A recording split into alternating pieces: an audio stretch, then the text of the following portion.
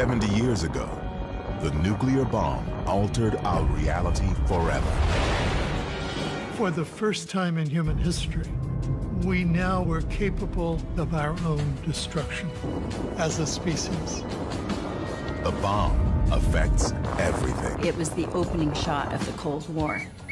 All U.S. citizens are now going to have to be on high alert. This is a Conrad radio alert. The bomb produces some of the worst psychological tension ever in world history. An international arms race.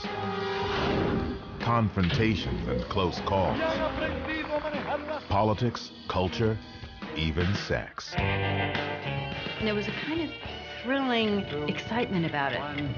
Fire. Entire industries were created to build it. This incredible energy opens limitless horizons. New cameras, film stocks, and techniques devised to photograph it. Now, thanks to state-of-the-art restoration of original film masters, we can see the incredible power of this device in a new way. A technology that has changed human existence forever. The bomb has receded in the public's imagination, but it's still there. We still live in its shadow. Everybody's affected by it. There's no place to hide. It is an environmental issue, it's a political issue, it's a moral issue. It is the most important issue that we face. The bomb.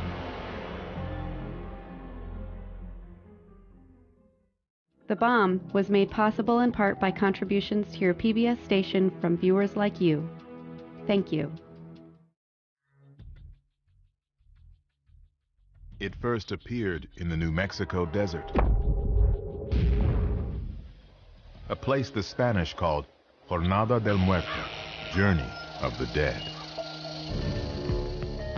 Here, miles and miles from anywhere, the bomb came to life. The exact spot is inaccessible, hidden inside a 3,000 square mile weapons range. But for a few hours once every year, it's open to the public. Thank you. I'll be like Mike Tyson. They come from all over, like pilgrims to a shrine, to see and stand in the spot where the nuclear age began. Where the modern era started. It's probably what it is, turning point. Be actually at ground zero, where it actually happened. Well, it's world history too. It changed everything. The bomb that was tested here 70 years ago turned night into day and set the world on a new and dangerous path. It was a beginning that would lead to over 1,000 nuclear explosions through 5 decades. Test after test in desert landscapes, on tiny islands. A Cold War that brought the world to the brink and produced an enormous stockpile of bombs, most of which could destroy in one instant a city and much more. 60,000 nuclear weapons between the United States and the Soviet Union. If something should go wrong, the consequences would be catastrophic, not simply for one nation or another, but for mankind. No less than the discovery of fire, the bomb marks a dividing line between all that came before and everything that follows.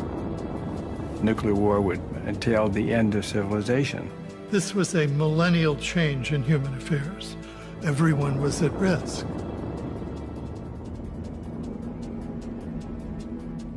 The force that first appeared on this spot, a power greater than we can imagine. Where did it come from?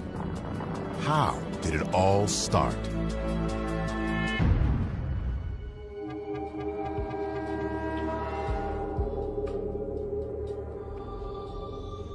The understanding of how the world worked was being revolutionized.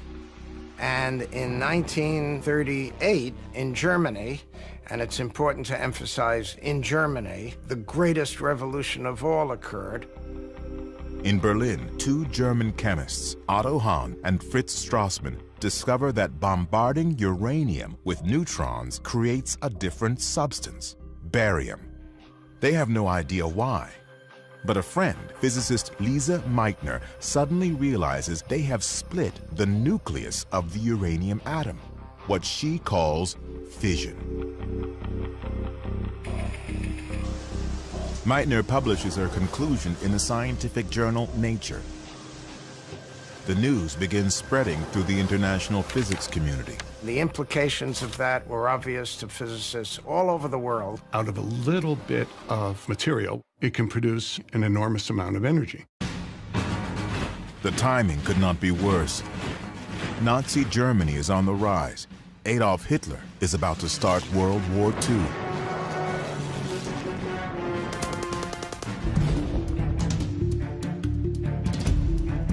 As physicists around the world digest Lise Meitner's news, they quickly realize this discovery, nuclear fission, could determine the outcome of the war.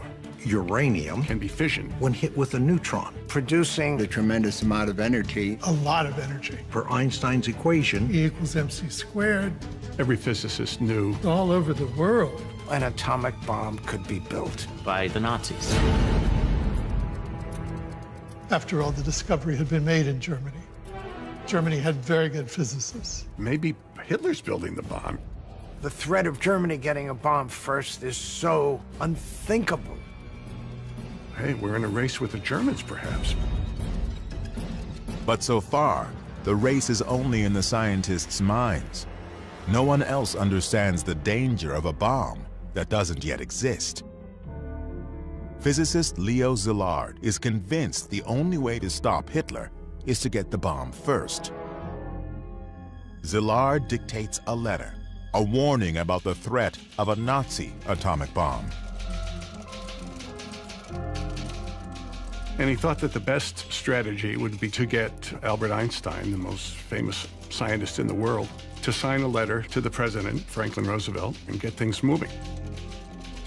Szilard's letter and Einstein's fame do the trick. President Franklin Roosevelt authorizes a project to research uranium.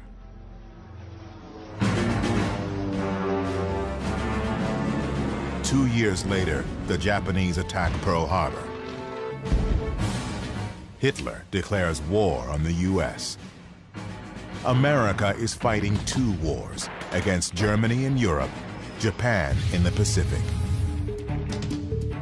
Suddenly, Roosevelt's uranium research project is critically important. What began as scientific inquiry is about to become a crash program to build a bomb.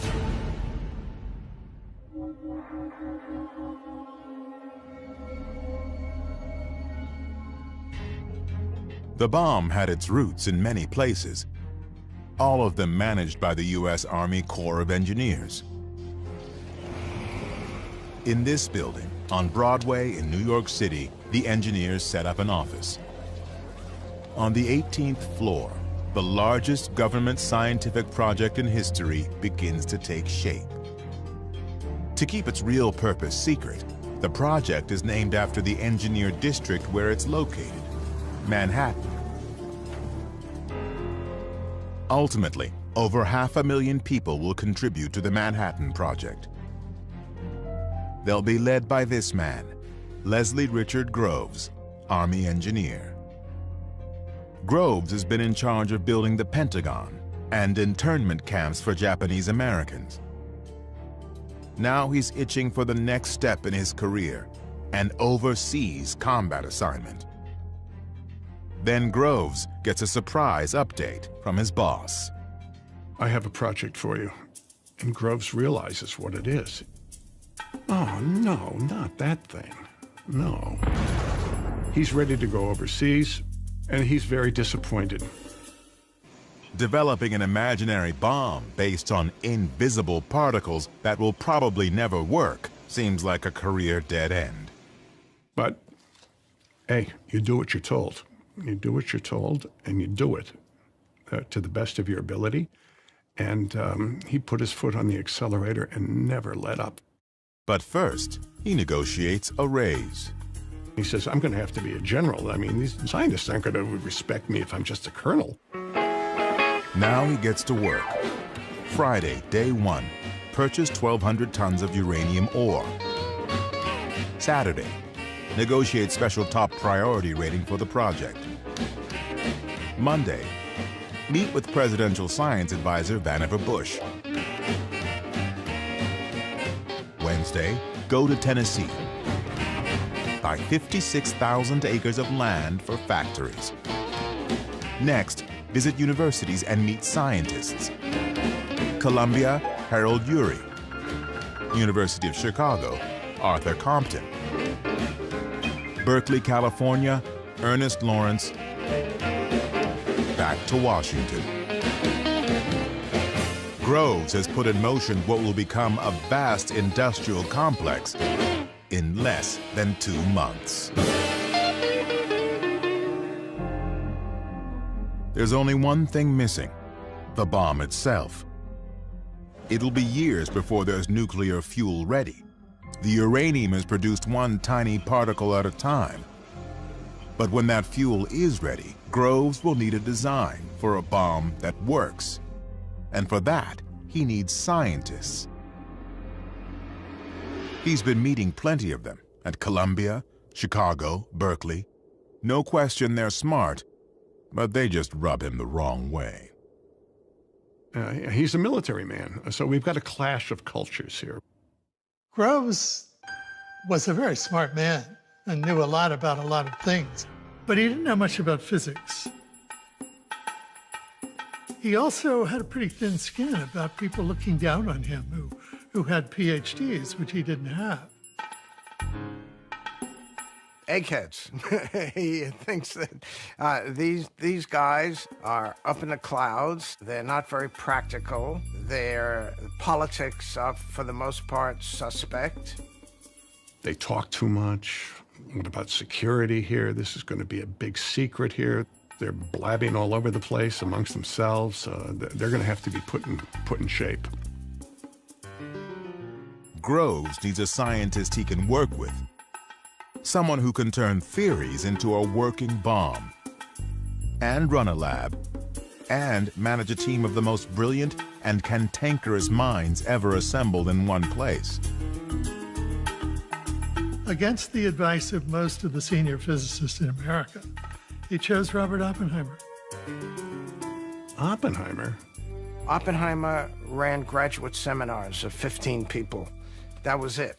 He couldn't run a hamburger stand. I mean, he had no administrative record. Groves' security people were totally against Oppenheimer. They were appalled. His wife's a communist, his brother's a communist, his sister-in-law's a communist. And yet, the no-nonsense general senses something in this brilliant dreamer that strikes a chord. Oppenheimer was very good at explaining things. And Oppenheimer explained things so beautifully and so respectfully to General Groves that Groves just was dazzled and decided, this is my man. It was a brilliant decision and insightful. Oppenheimer understood better than any of the others what needed to be done.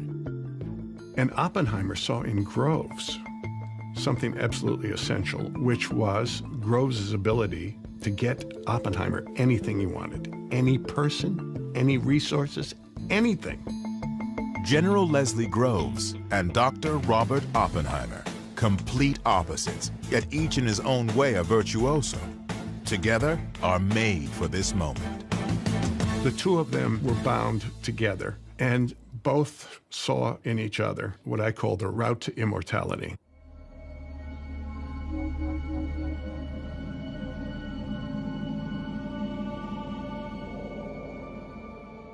It's 1942. Groves has his lead scientist. Now he needs a special kind of uranium, U-235, the only substance that can make an atomic explosion. Natural uranium, U-238, won't work, and that's a problem.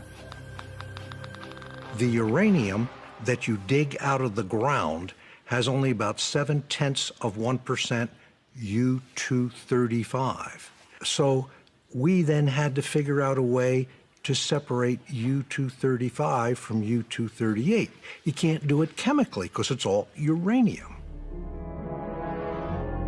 Groves builds a huge complex at Oak Ridge, Tennessee to produce U-235. But it's agonizingly slow. Getting U-235 is not difficult in tiny quantities, but since you have to get them one atom at a time, it is an enormous task to do that. Just one bomb will need pounds of the stuff. Getting it one atom at a time will take years. But chemist Glenn Seaborg finds another option: plutonium. It can be produced faster than uranium in a nuclear reactor. So Groves builds another complex, reactors at Hanford, Washington, to produce plutonium. But all this will take time. And both wars are going badly. In the Pacific, the Japanese capture the Philippines. They force 60,000 weak and starving POWs to walk 60 miles with little food or water, the Bataan Death March. If you stopped, you were killed. If you just couldn't take another step forward, you died. And how did they kill you? Either bayoneted you to death, shot you, or decapitated you, depending on how they felt at that moment.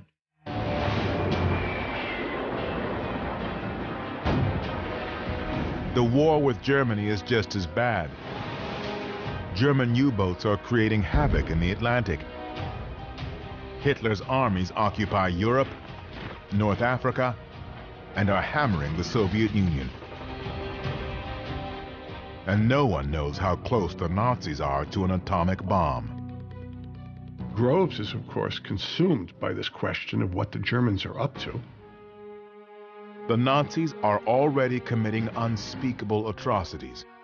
If Adolf Hitler gets the bomb, he will be unstoppable.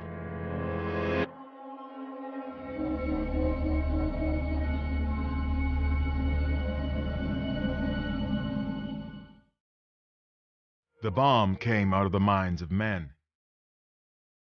To create it, they would need isolation, freedom from distraction, and utmost secrecy. Here, deep in the Jemez Mountains, they could think their thoughts, work numbers, follow the equations.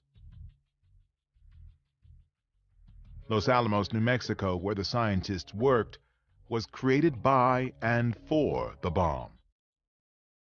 Today, only a few traces of its beginnings remain. An old mess hall, an army barracks, Robert Oppenheimer's house, the main lodge of what was once a private boys' school. In 1942, Oppenheimer tells Groves this is the perfect place for a secret laboratory. Up on a mesa in the middle of a national forest with only one telephone line to the outside world. It's isolated. We'll keep these scientists away from what they're used to, and we can keep our eye on them.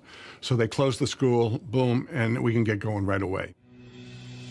Now, Oppenheimer must convince some of the best science talent in America to move to the middle of nowhere and live behind barbed wire for the indefinite future. They needed a good salesman to encourage these people to come to Los Alamos, and Oppenheimer was very good at that. Eventually, thousands will be recruited to work on the bomb. Hal Bell was an aeronautical engineer. Lily Hornig and her husband Don were scientists. For all of them, joining the project began with a mysterious, cryptic conversation. Here's this major sitting behind a desk, and he said, I have a very neat job for you, but we only take volunteers. I said, well, tell me about it. He said, I can't. Don was asked, how would you like another job? Don said, well, you have to tell me a little more, and he said, well, I can't. Tell me where I'd be. He says, I can't.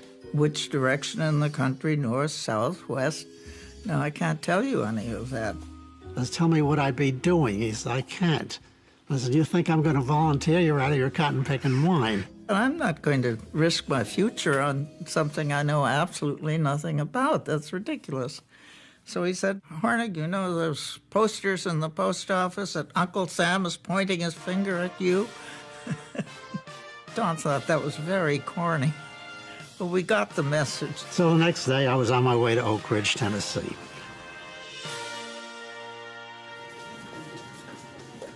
Yet even in the midst of a national emergency, some assets are ignored. The women at Los Alamos ran the schools, the libraries, they did a lot of the calculations, but this was a male environment. Some women do work as typists and machine operators, but of more than 400 scientists at Los Alamos, less than 10 are women. Lily Hornig is one. They said, how fast do you type? And I said, I don't type. And they said, what makes you think you can have a job? I said, I'm a chemist with a master's degree and a year of work experience. And eventually they turned up a job in the chemistry division. So they took some women, but they made it very clear that we were not top drawer. The first lesson everyone learns is secrecy. Officially, Los Alamos doesn't exist. It's called Site Y, or the Hill. The bomb is referred to only as the gadget. You only need to know enough to do your job and no more. And don't be inquisitive about anything more. Everything was hush-hush, go where you're told, and there was no preliminary information given to me. They knew exactly who I was and why I was there. And that was better than I knew. I knew very little about the project. I just picked up rumors about their building balloons up there, submarines. You did not talk about bombs, atoms, uranium. You just didn't say that. My wife didn't know what we were doing. Oak Ridge, Tennessee, where uranium is produced, has been created nearly overnight. This was a town that 1 year before had just been a farm and suddenly was a large city with 70,000 people, houses, streets. Los Alamos, New Mexico is far more remote and much less developed. One of the scientists here, Hugh Bradner, has a movie camera. The Bradner home movies offer a rare glimpse of life at Los Alamos. The films are remarkable because they exist at all. A look inside the most secret facility in the world, hidden deep in the remote West. Many of these people had come from, urban academic places. And here they were living a rather primitive life. The living conditions were rough Western. You could turn on the water tap and worms were as likely as water to come out. There was mud during the rainy season. On the other hand, there were parties, and Oppenheimer was a great lab leader, and the punch was spiked with 100% lab alcohol. So it became exciting. Their average age is 25, and they know their work may be the only thing that can prevent a Nazi atomic bomb. I came to this country at the age of 12 from Hitler, Germany, and my motivation was very much tied to that.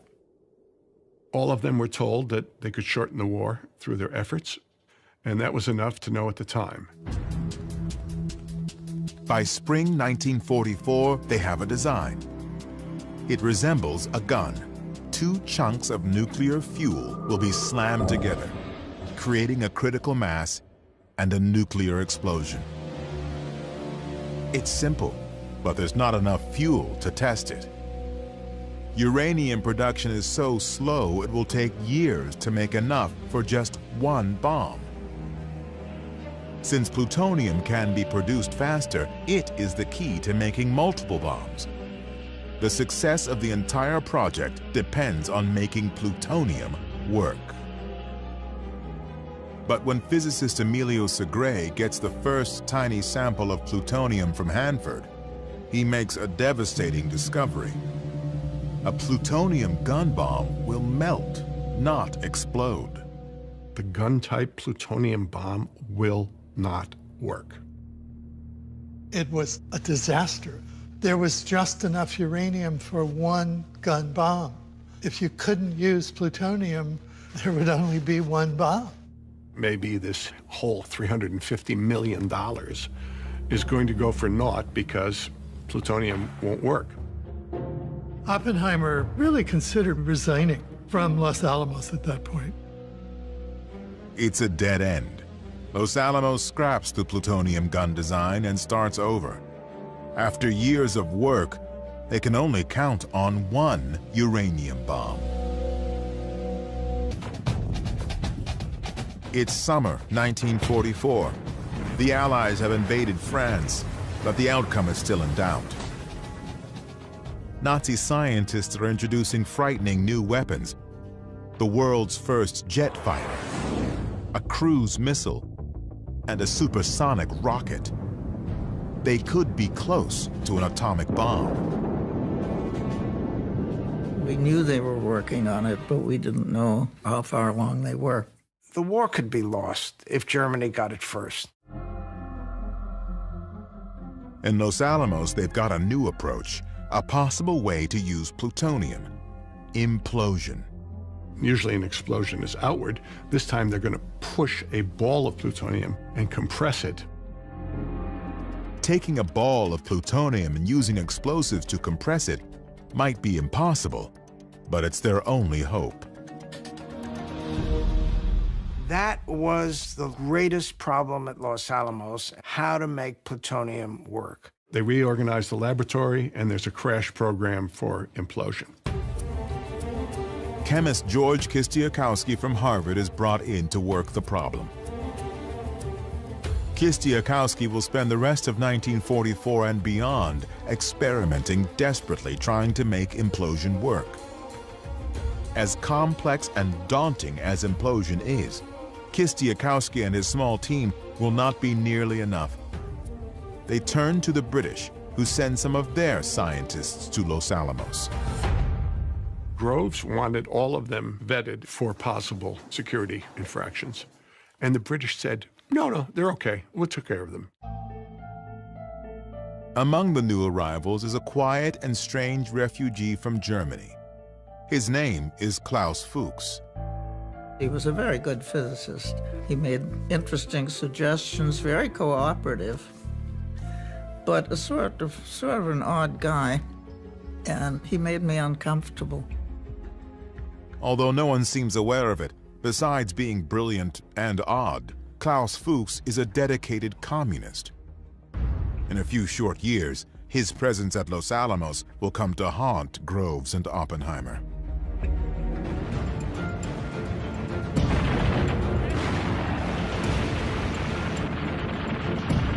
By early 1945, the war in Europe is in its final months. Nazi Germany is being squeezed between Americans, British and French on the west, and Soviets on the east. In Los Alamos, the design for the uranium gun bomb is complete. All that's missing is the uranium. There should be enough for one bomb by summer. As for a plutonium bomb, they're still working on implosion. Then, in April, tragedy. When he heard that his chief was dead, his simple humanity expressed itself in these words to Mrs. Roosevelt: "What can I do to help?" Now, ultimate authority over the bomb falls to Harry Truman. My duties and responsibilities are clear. I have assumed them. But there is one enormous responsibility that's not at all clear. Incredibly, Truman has never even heard of the bomb. He's got this responsibility that he really didn't know about because Franklin Roosevelt didn't tell him. He had been the vice president for 82 days. He had met once with Roosevelt, essentially for a picture. Oh, by the way, here, you're in charge of a project that could end human civilization. Thank you very much. In May, Germany surrenders. The war in Europe is over. Hitler and the fear of a Nazi atomic bomb, the very things that gave birth to the whole project, are gone.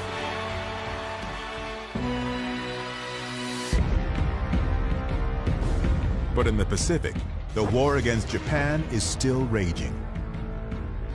The job wasn't done. I was a boy of 7 that spring of 1945, and I remember vividly, there were still young men being killed every day. The race may have been inspired by fear of Germany, but Japan is now the only enemy and thus target for the bomb.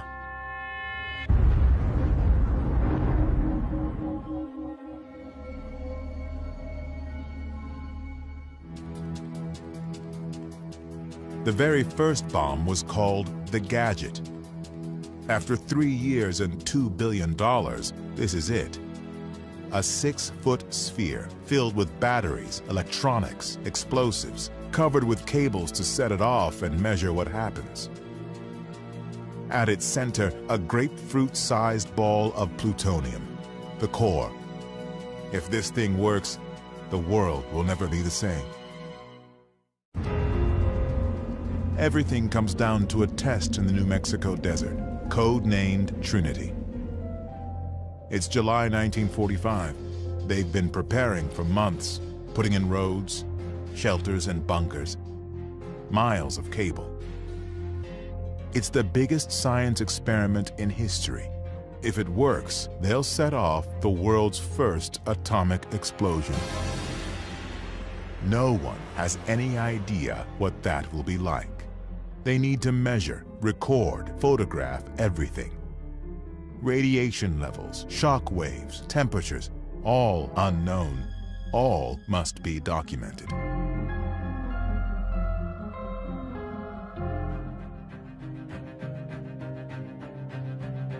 Thousands of miles away in Potsdam, Germany, President Harry Truman is negotiating with Stalin.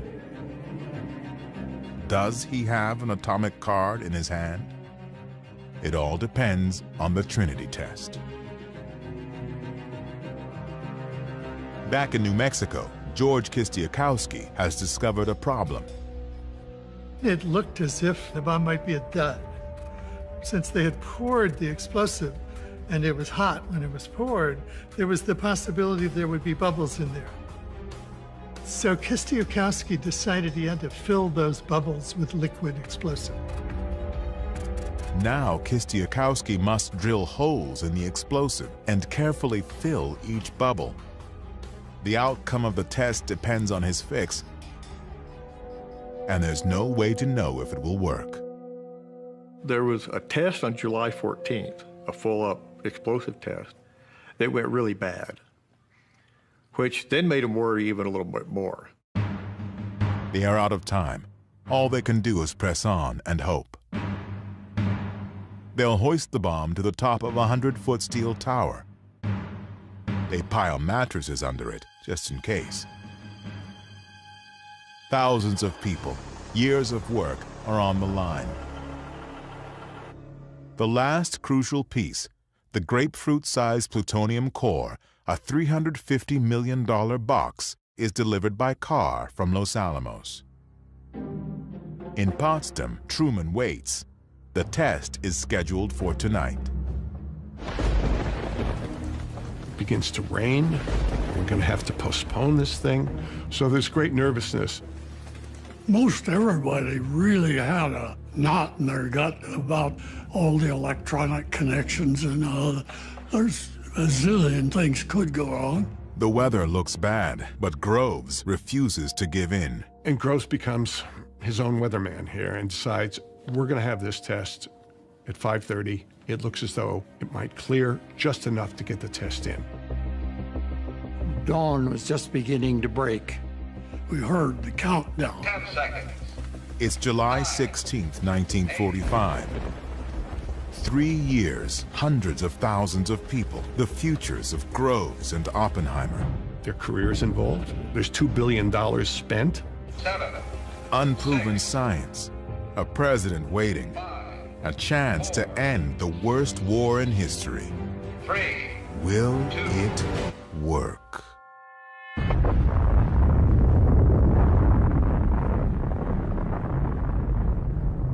The world will never be the same. No one who was there will ever forget it. Couldn't believe that I would see it when I had my eyes closed. It was the most incredible sight I've ever seen in my life. So it was brilliant white yellow to start with, and developed reds and orange and purple and blue. I was just standing there with my mouth open. Engineer Jack Abbey has brought his camera. I snapped the shutter wide open. Jack Abbey's picture is the only properly exposed color still photo from that night. A new age has begun. The bomb is about to change everything. I have to admit I didn't feel much of anything except great joy that it was a success. It was really later that we all began to think more about it. The thing worked. And there was plutonium flowing from the Hanford reactors to Los Alamos. Groves now knows they can make implosion bombs as fast as plutonium is produced. In Potsdam, Truman gets the news. What to do about the Russians here? Should we tell them? What's going to happen after the war? Truman tells Stalin the U.S. has a powerful new weapon. Stalin barely reacts, because he already knows. Klaus Fuchs has been telling the Soviets all about the bomb. Stalin and the people closest to him were very well informed about the progress of Manhattan Project.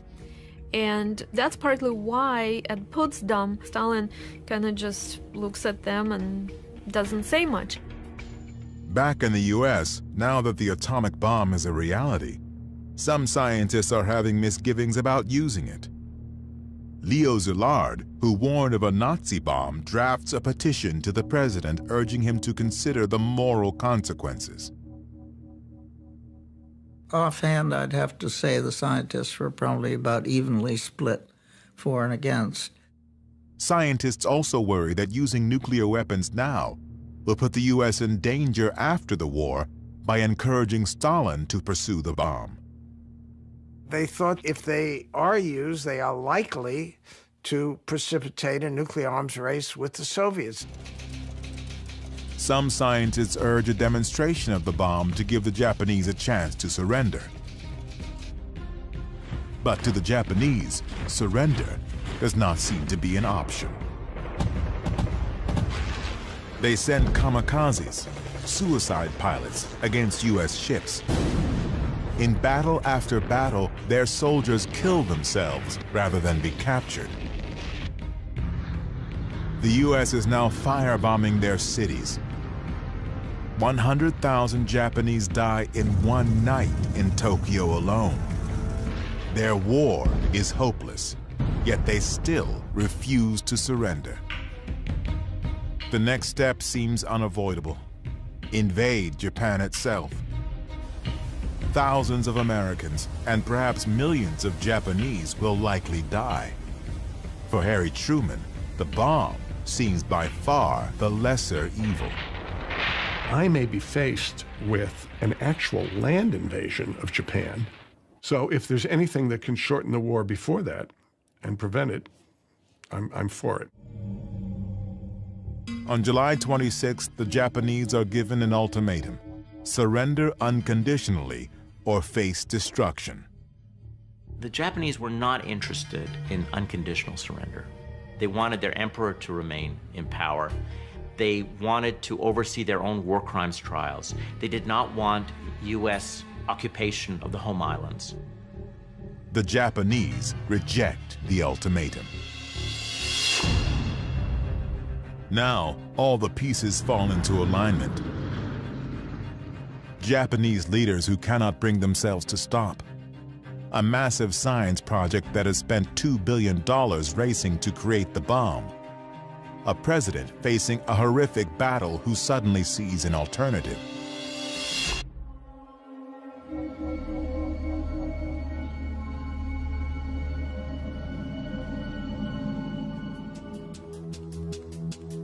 What happens next? Dropping 2 atomic bombs on Japan in August 1945 will become one of the most controversial decisions in American history. 70 years later, remarkably, evidence suggests the president never actually gave this order. Now that it's ready, it may be harder to stop the bomb than to let it go. There is a question about whether or not Truman ever really authorized the use of the bomb. And it's my argument that he never did, that there was so much momentum built up that Truman, new to the job, decides not to interfere with ongoing plans. On Tinian Island in the Pacific, the uranium gun bomb, nicknamed Little Boy, is ready. It's never been tested, but it's so simple that they are sure it will work. The bomb is loaded into the B-29 Enola Gay. A few hours before dawn on August 6th, the plane takes off. It flies 1,500 miles through the night. At 8:15 a.m. over Hiroshima, it drops the bomb. Now the bomb controls its own destiny. When it's 1,900 feet from the ground, it explodes. A fireball a quarter-mile across reaches 10,000 degrees. Anything close to the center is vaporized. Then a shockwave explodes buildings, knocking down anything in its path. Almost everything within 1 mile is totally destroyed. Only a few concrete structures remain. Where something or someone absorbed the heat, a shadow is left behind. At least 80,000 people die.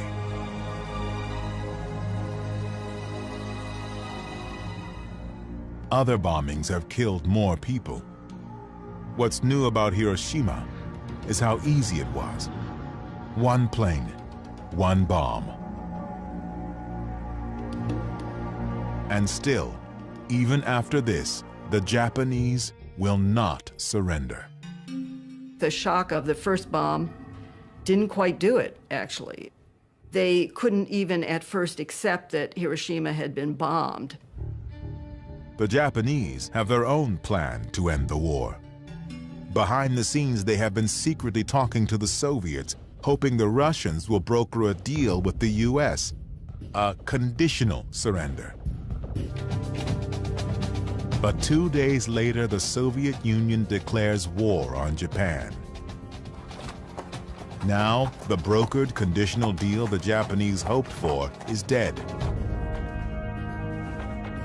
But there's still no sign of surrender.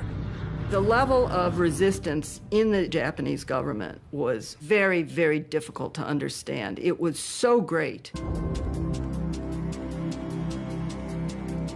On Tinian, crews are preparing the next bomb, nicknamed Fat Man, as President Truman addresses the nation.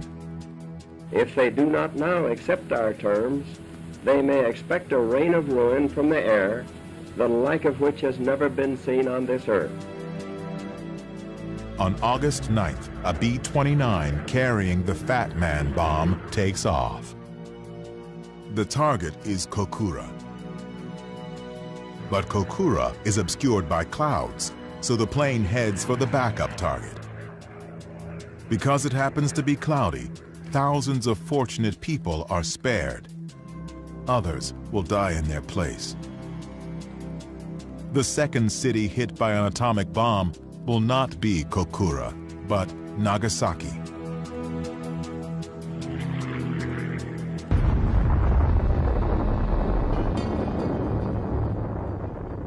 Nearby in POW Camp 17, Lester Tenney sees the explosion. We saw this tremendous cloud rise, and it was the most unusual thing. It seemed to have a pedestal, and we had no idea what it was.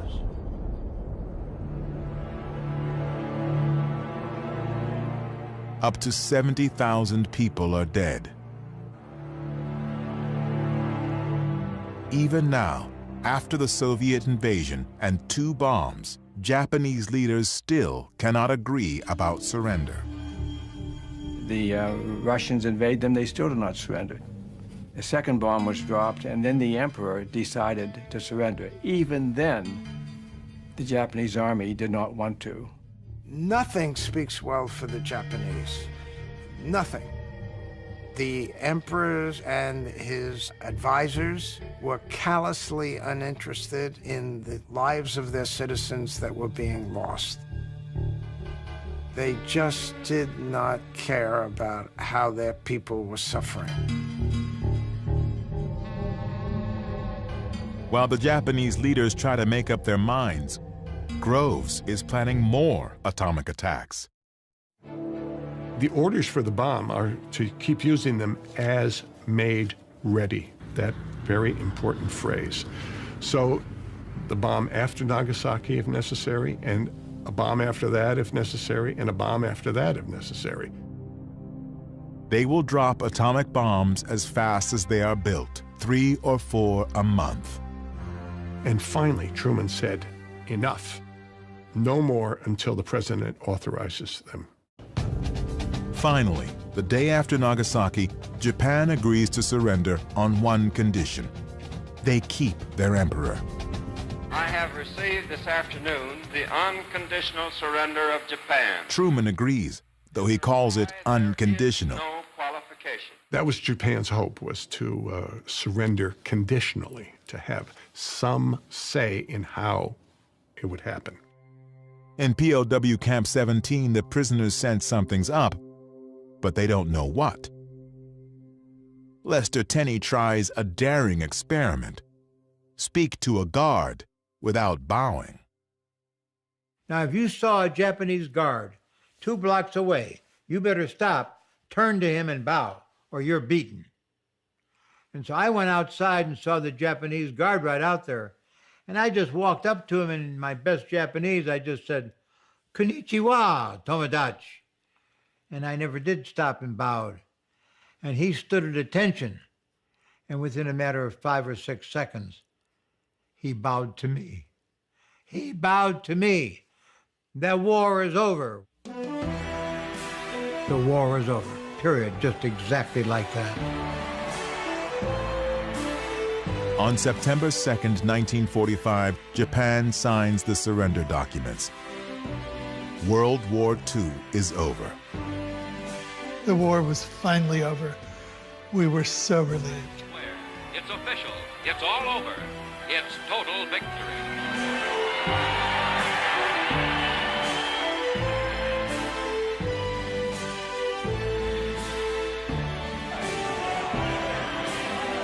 It's time to celebrate not only the end of the war, but the remarkable new bomb that helped win it.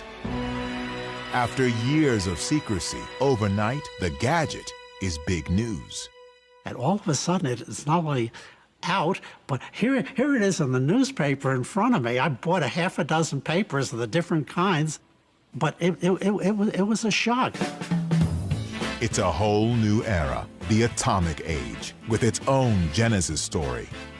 Secret cities, massive factories, the genius and the general are suddenly part of the culture.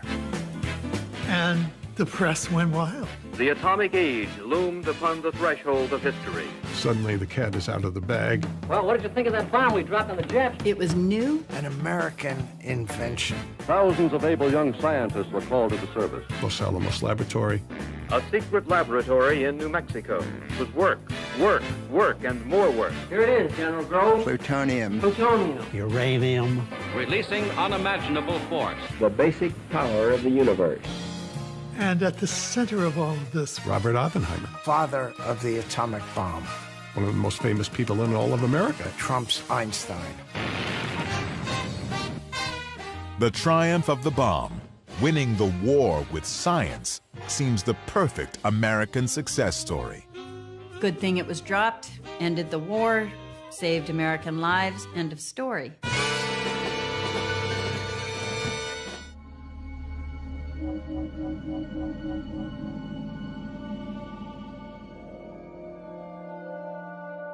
The bomb seems to have brought an answer for how to end the war, but it has also raised questions. The question right away became, when are the Soviets going to get a weapon? When are they going to get the bomb? Scientists who warned about Hitler having the bomb now worry about the US and Soviets getting into a competition to build more and bigger bombs, a nuclear arms race. Little do they know, it's already too late. The race started the minute Stalin saw pictures of Hiroshima. Suddenly, this project that's on paper comes to reality, and the destructive possibilities of this bomb were made clear. The Soviets felt very vulnerable, and that spurs Stalin into action. It's after the Hiroshima and Nagasaki bombing that Stalin creates the crash program to catch up and create the Soviet nuclear weapon. The Soviets have an invaluable head start, thanks to espionage. Not one, but two scientists at Los Alamos are spies. Klaus Fuchs, who was German, and another spy who was an American, a graduate student at Harvard named Ted Hall. Having two independent sources inside Los Alamos is an incredible espionage coup.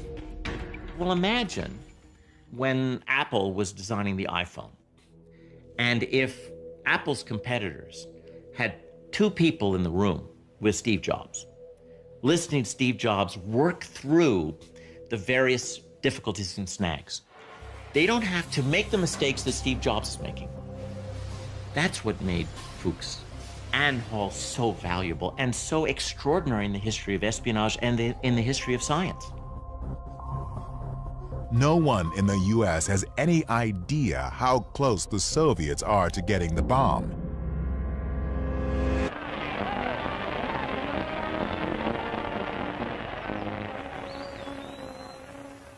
With the war over, Americans are getting back to normal, enjoying peace. But the atomic bomb is a question mark hanging over the future. The Manhattan Project is still in place. What to do about the bomb, how many we have, how many to build. At the secret laboratory in New Mexico, the scientists are anxious to go home to their universities. You had a group of young professors who had good jobs to go back to in academia, and you had young students who had not yet completed their studies. You got to remember, they're living here in little wooden shacks with coal stoves, eating bad food on mud streets. So as soon as the war ended, everybody left. The town dropped from 4,000 people to like 1,000 people in just a matter of weeks. Robert Oppenheimer, whose vision created Los Alamos, is one who leaves. The lab he built now seems destined to fade away.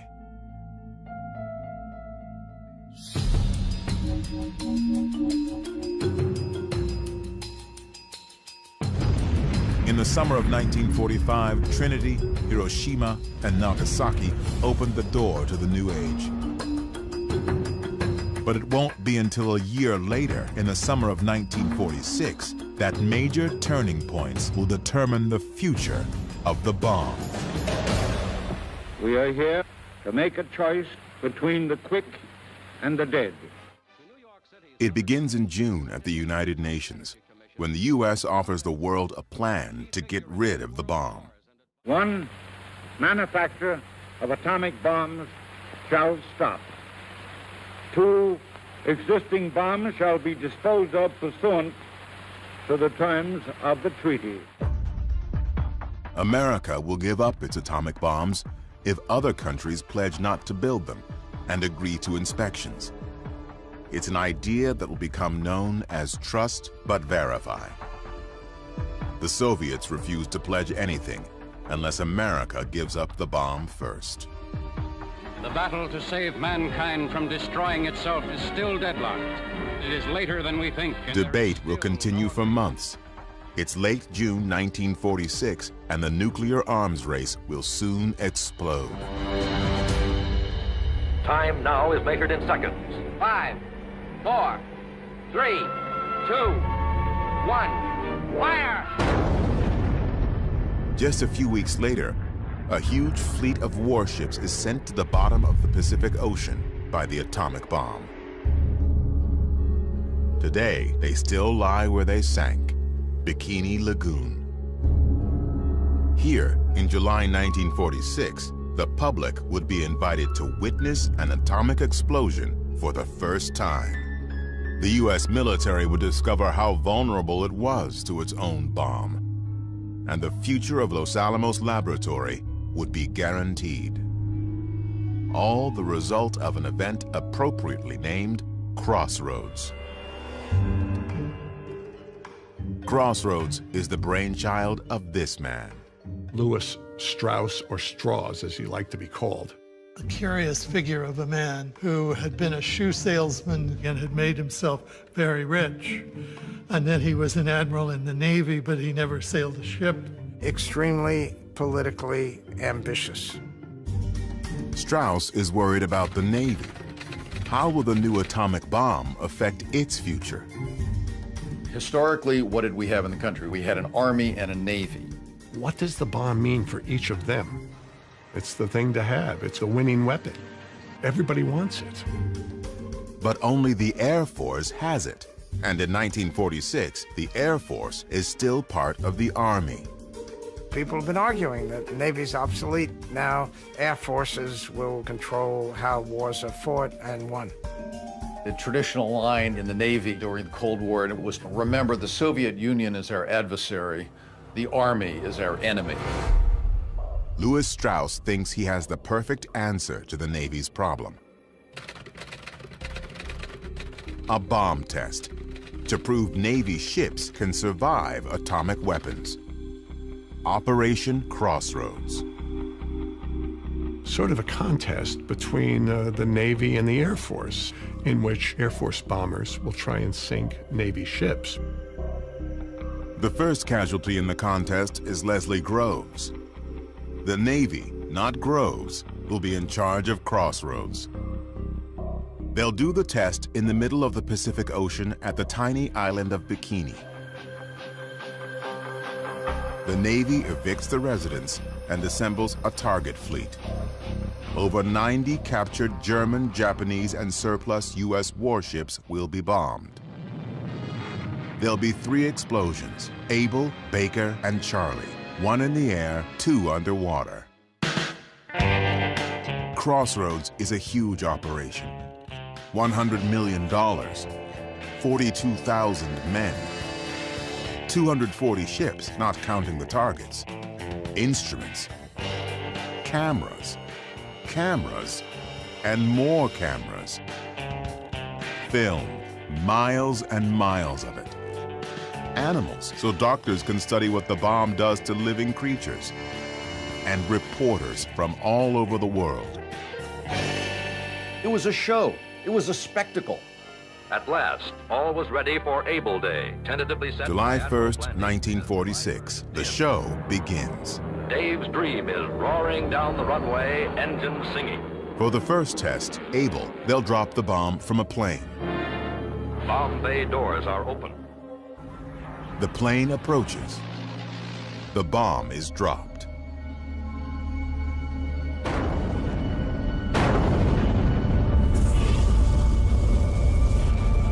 Unfolded are a myriad of majestic, startling, and awesome effects, a panoply that only the cameras can record in faithful detail.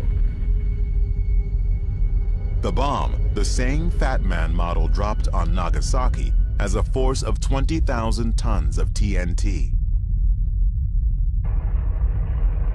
B-17 drones flown by remote control are sent into the mushroom cloud to take measurements. It's the first nuclear explosion to be witnessed by the public. But the public is 18 miles away, and after all the buildup, I'm a bit disappointed as to the size of the flash. You didn't see ships flying through the air, and the first reaction was, the atomic bomb, not such a big deal. 3 weeks later, a second test, Baker. This time, the bomb will be underwater. The scientists think it's a terrible idea. They warn that exploding an atomic bomb underwater will create a witch's brew of radioactivity, releasing enough plutonium to poison the entire armed forces of the U.S. They knew what was going to happen when you set off an underwater explosion. It was going to make a lot of contamination. But I guess they lost out to Admiral Blandy. Navy Admiral William Blandy is the man in charge of Crossroads. And from the start, he's got a PR problem. I am not an atomic playboy, as one of my critics labeled me, exploding these bombs to satisfy my personal whim. Many considered it a boondoggle. The bomb will not start a chain reaction in the water, converting it all to gas and letting all the ships on all the oceans drop down to the bottom. There was a tremendous amount of pressure, I think, on the Navy to try and convince the public that this was worthwhile. Bikini Atoll and Baker Day, the underwater explosion of the 5th atomic bomb. The bomb and instruments are set into action. Aboard the Los Alamos firing ship, nerves are stretched to the breaking point. 5 radio control circuits will set off the blast in this prelude to push-button warfare. 3, 2, 1, fire.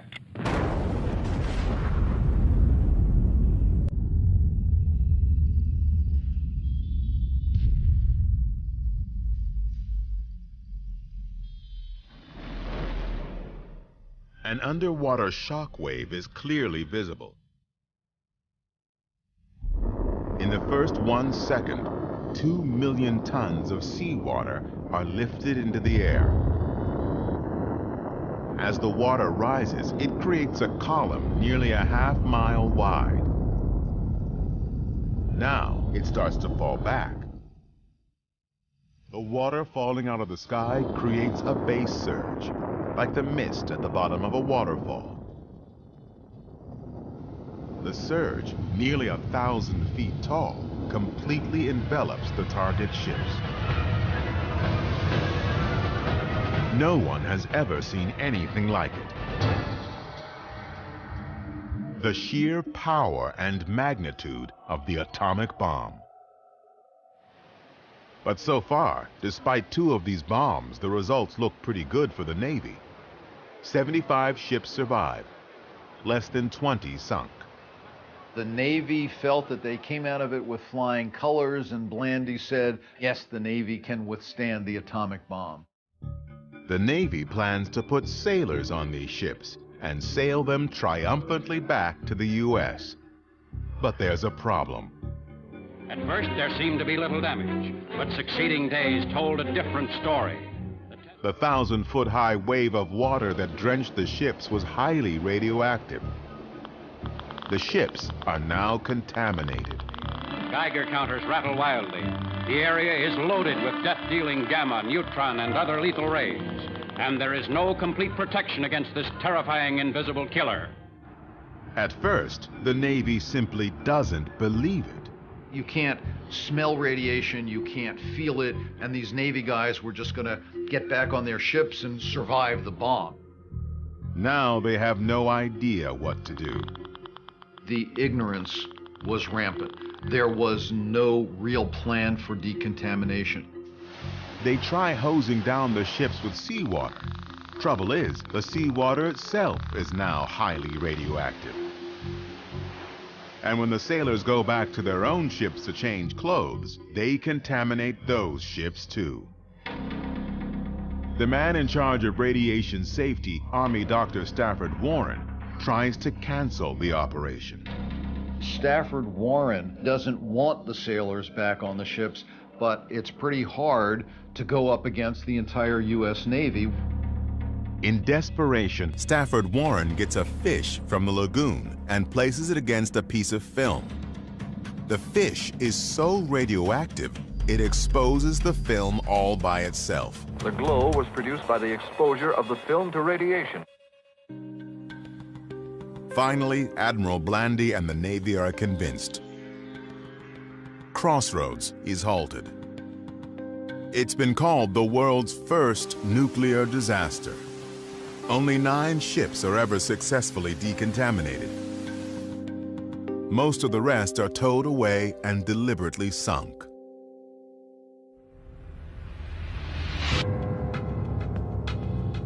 The Air Force will remain the primary keeper of the bomb for now. But Crossroads turns out to be a good thing for Los Alamos. I don't think the laboratory would have stayed in business very long had we not had a customer. But the Navy came in and gave us a job. It gave us some work to do and kept the laboratory going through some very uncertain times.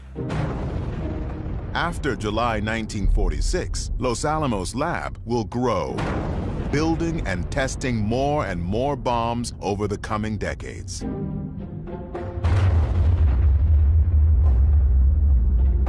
Crossroads also becomes part of popular culture. Even today, the Baker shot remains the most enduring single image of the power of the bomb.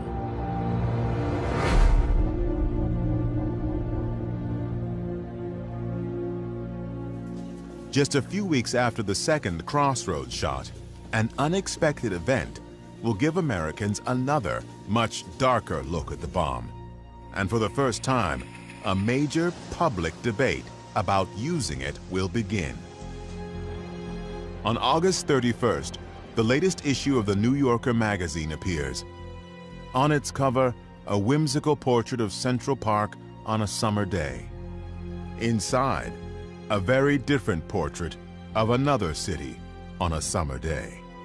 The entire issue is one single article, an essay by John Hersey about the experience of the people in Hiroshima, told through the eyes of 6 survivors. One's a Catholic priest, one's a tailor's widow, a couple of them are doctors, kinds of people that Americans can relate to. The special issue sells out in hours. Hiroshima by John Hersey. This astounding report, written for the New Yorker magazine, has deeply affected thousands of Americans. Radio networks in England, Canada, Australia, and the U.S. preempt regular programming and do live readings by actors. This chronicle of suffering and destruction is not presented in defense of an enemy. It is broadcast as a warning that what happened to the people of Hiroshima a year ago could next happen anywhere. Chapter 1, A Noiseless Flash. At exactly 15 minutes past 8 in the morning. No one had ever seen the consequences of a nuclear bomb. And the knowledge of what this meant doesn't really soak in until afterwards. Now, in August 46, a year after Hiroshima, one essay is giving the world a whole new perspective on the bomb. It has enormous consequences. It begins to make people rethink their attitudes towards nuclear weapons. But nuclear weapons are becoming the key to U.S. security. Harry Truman and his advisors begin to think atomic weaponry can be the basis of diplomacy. Former Secretary of War Henry Stimson worries that Americans are turning against nuclear weapons. So he writes a response to the New Yorker piece to justify using the bomb. It says there were 2 choices, use the bomb or invade Japan. And it is a false framework. There were alternatives to both the bomb and an invasion. Would Japan have surrendered without our using the bomb? There's no way of answering it one way or the other. We cannot relive history. If Truman had not used the bomb, why didn't he? My son was killed because you didn't use the bomb? An American airplane. The debate continues to this day. All that is certain is that life in the atomic age is turning out to be more complicated than it seemed when the bomb first appeared.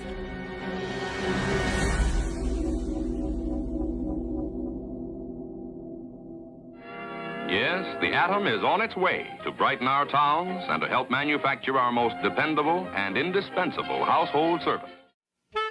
The public flocked to atomic exhibits in search of understanding. The bomb had a certain kind of mystique, both terrifying and awe-inspiring. And that was the whole other side of the atomic age. X-rays and medicine and atomic power and all these things that are going to contribute to the good life. The atom has come to town. Atomic power was given by the mighty hand of God. Atomic power, atomic power. Do you suppose that our appliances would run as well on atomic energy? Mighty hand of God. Today's bonanza is a metal more precious than gold or silver. There's uranium in them dar hills. It will protect your health, improve your food, bring you less costly living products, and a greater measure of leisure and security. Hiroshima and Nagasaki paid a big price for their sins. When scourged from the face of earth, their battle could not win. The peaceful atom, no longer just a laboratory dream, is here today, working wonders. Will not know the hour. Atomic You know that someday this machine of yours is going to be operating on atomic power? Well, they can run it on kerosene if they want to, just as long as I'm still at the switch. With the ever-increasing use of nuclear energy, more towns may eventually become atomic cities. by the mighty hand of God. One part of the early atomic age is still going strong today. Where do we get the word bikini? The designer of the bikini bathing suit designed it 4 days after the test on the Bikini Island because of its explosive, dangerous potential. It was given by the mighty hand of God. While the country is adjusting to life in the atomic age, scientists in the original atomic city are looking to update the device that started it all. Every bomb America has is still the original implosion design first tested at Trinity and dropped on Nagasaki. Fat Man.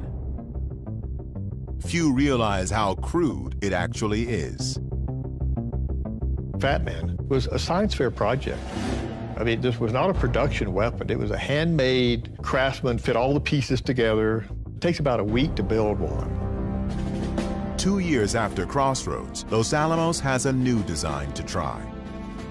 They'll explode 3 shots on the Pacific island of Eniwetok, a test codenamed Sandstone. Sandstone had 3 tests, X-ray, yoke, and zebra, and each one tested a new concept in weapons. This time, the public and press are not invited. 5, 4, 3, 2, 1.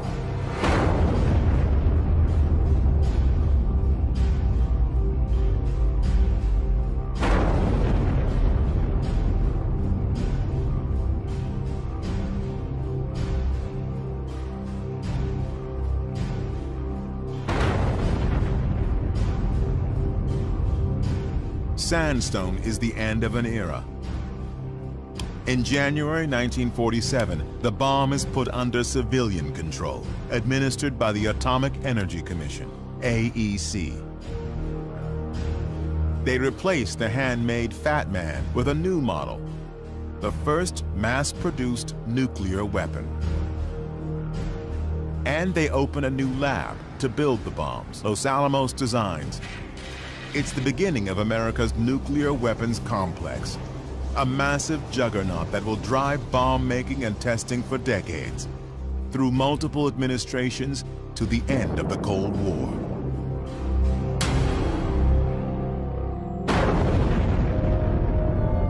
The year after Sandstone, another test.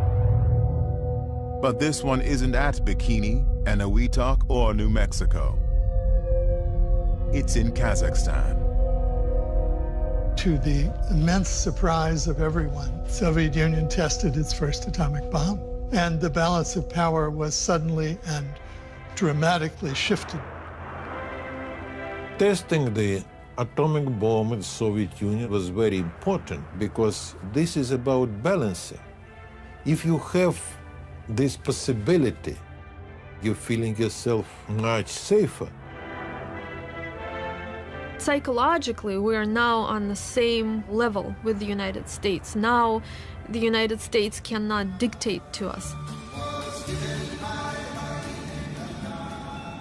If the power of the atom was God's gift to America, well, now he had given it to our enemy too. It was a very, very scary moment for the United States. How to respond now to the Soviet Union having a bomb. We need a quantum leap beyond the Soviets. We have to stay way ahead of them.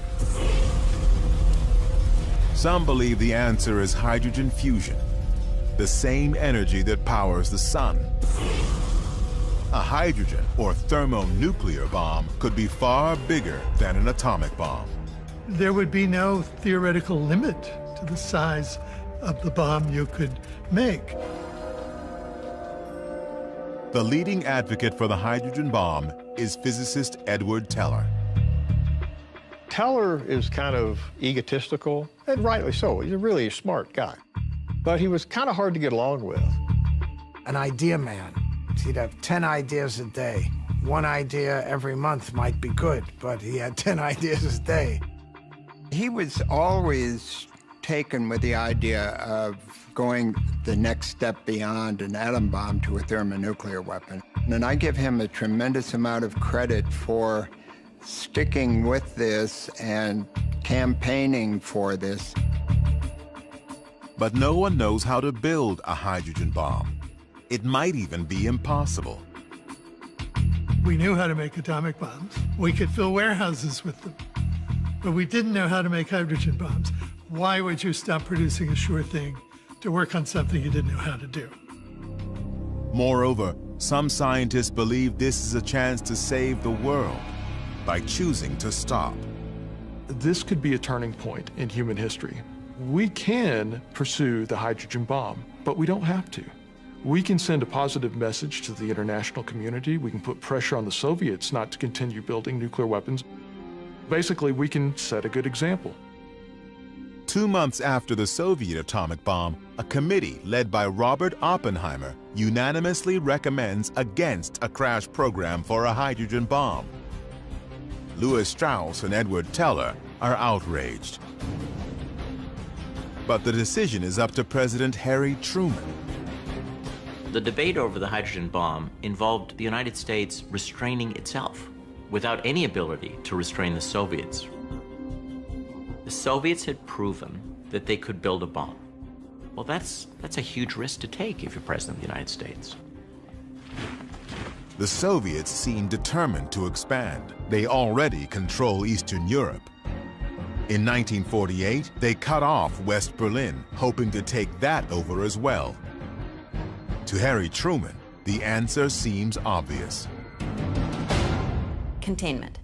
Contain the Soviet Union. Don't allow it to expand. Don't allow it to grow or to gain any more influence. And if we do, it's just going to creep and creep and creep until they'll be in our kitchens. We need to speed up our work with other countries in strengthening our common defenses. We are united in detesting communist slavery. At the end of January 1950, Truman announces the U.S. will build a hydrogen bomb. Truman decides to respond with an even bigger and more destructive weapon. And this is the start of the arms race. This is the start of the escalation that will last for decades. Just days after Truman approves the H-bomb, physicist Klaus Fuchs, who worked at Los Alamos, is arrested for spying. It suggested that this was sort of a leaky system, and we had to plug the leaks. It was a shock, and this was one of the first major events that set in motion the era of McCarthyism and the Red Scare.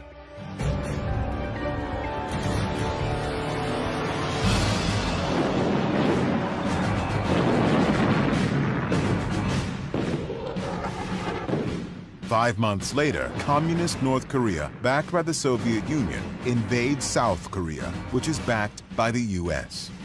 Spearheaded by tanks, in 2 days they were attacking the capital city itself. The Cold War wasn't even cold. It was a hot war from pretty much the beginning. There were proxy wars between the US and the Soviet Union that were fought elsewhere. When the Korean War goes badly, the US begins preparing to use atomic bombs and quickly discovers a problem. Korea is a very mountainous country, and there was concern that the bombs would not have much effect, that if we used the bombs, it might diminish their threat in the eyes of the Soviet Union. So they were never used in Korea.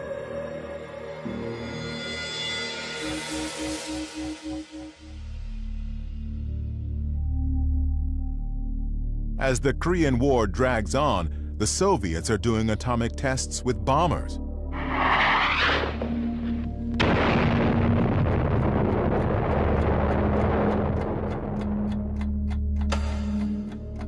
Some atomic scientists have created a symbol to show how close the world stands to nuclear catastrophe, the doomsday clock. At first, they set it at 7 minutes to midnight. Now, with a nuclear arms race accelerating, it's reset to 3 minutes to midnight. 3 minutes to global disaster.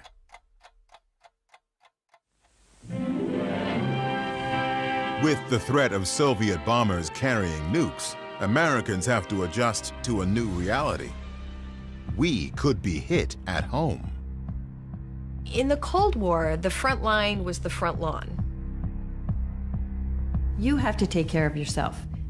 So how do you do that? And cover. And cover. You could duck under a desk, you could take shelter in your basement, and survive this. Our Congress leaves the responsibility for the personal initiative of each of us. The government does tests to see what would happen to typical Americans. We begin with the question of shelter, for shelter might save our lives if we were far enough away from ground zero.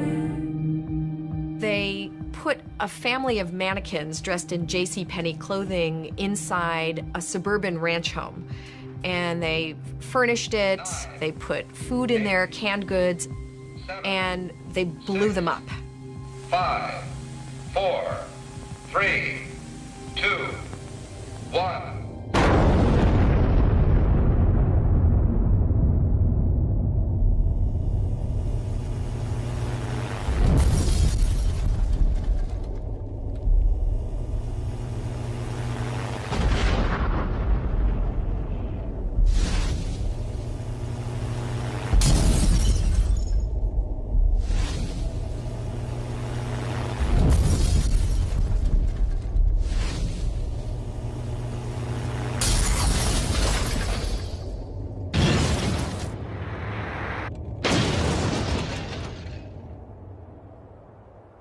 In fact, the mannequins are blown into various states of dismemberment. But civil defense administrators, the lesson they took from this is that if you took the proper precautions, you could move through this. But only if you do the right things. A house that's neglected is the house that may be doomed in the atomic age. A series of civil defense tests were made to discover the effects of atomic heat on American homes. The house on the right, an eyesore. Old, unpainted wood. And look at the paper, leaves, and trash in the yard. All the earmarks of untidy housekeeping. The house in the middle, in good condition, with a clean, unlittered yard. Let's see what happens under atomic heat.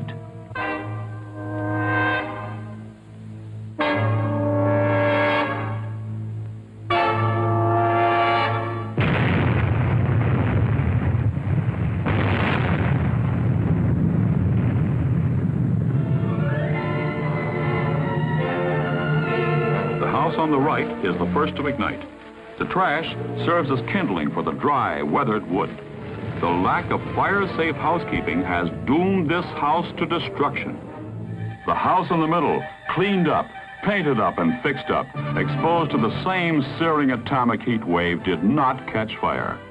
The point was, if you clean up your yard and you don't have debris and things like that, you too can survive a nuclear blast. It is your choice. The reward may be survival. And it's your responsibility, not the government. The government can't do it for you. You have to take care of yourself. And if you don't, if you're hurt, that is your fault. And just cleaning up may not be enough. You may have to do some remodeling. Well, folks, I'm glad you could come down to see my fallout shelter. Just finished painting it last night. This room can be put to other uses as well. Yes, Walt. You could use this as an extra bedroom for company. It really was the beginning of a kind of militarization where everyone is expected to be prepared. Thick, heavy walls and ceiling protect against radiation. The thicker, the better. It's this preparedness culture. Well, this finishes my fallout shelter. So what is civil defense about? Really, it's a domestic theater for purposes of diplomacy. Civil defense supported that idea that nuclear weapons should be the basis of American foreign policy, and in that sense, it was useful.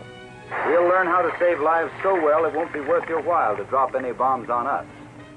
If our adversary thinks that the society can survive, it means that our threat to use nuclear weapons is more credible.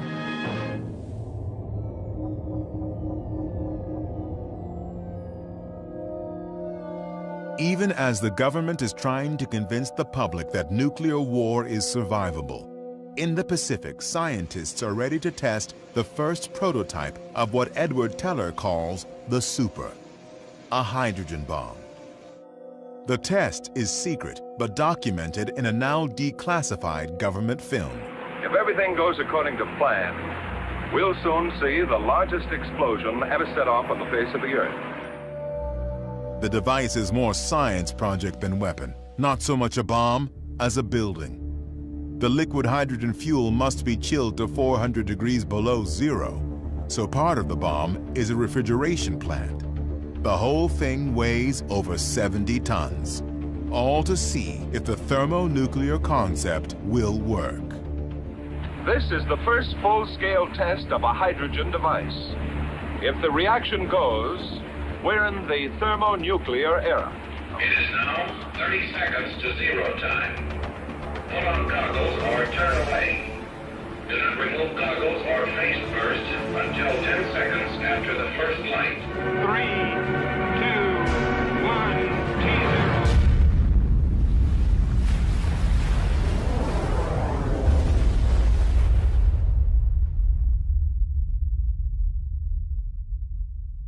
It explodes with a force of 10 million tons of TNT, 600 times more powerful than the bomb that destroyed Hiroshima.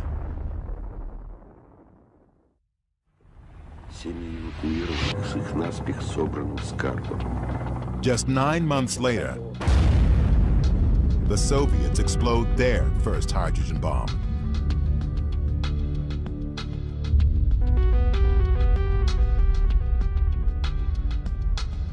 It's less powerful than America's H-bomb, but it's small enough to be carried by a plane.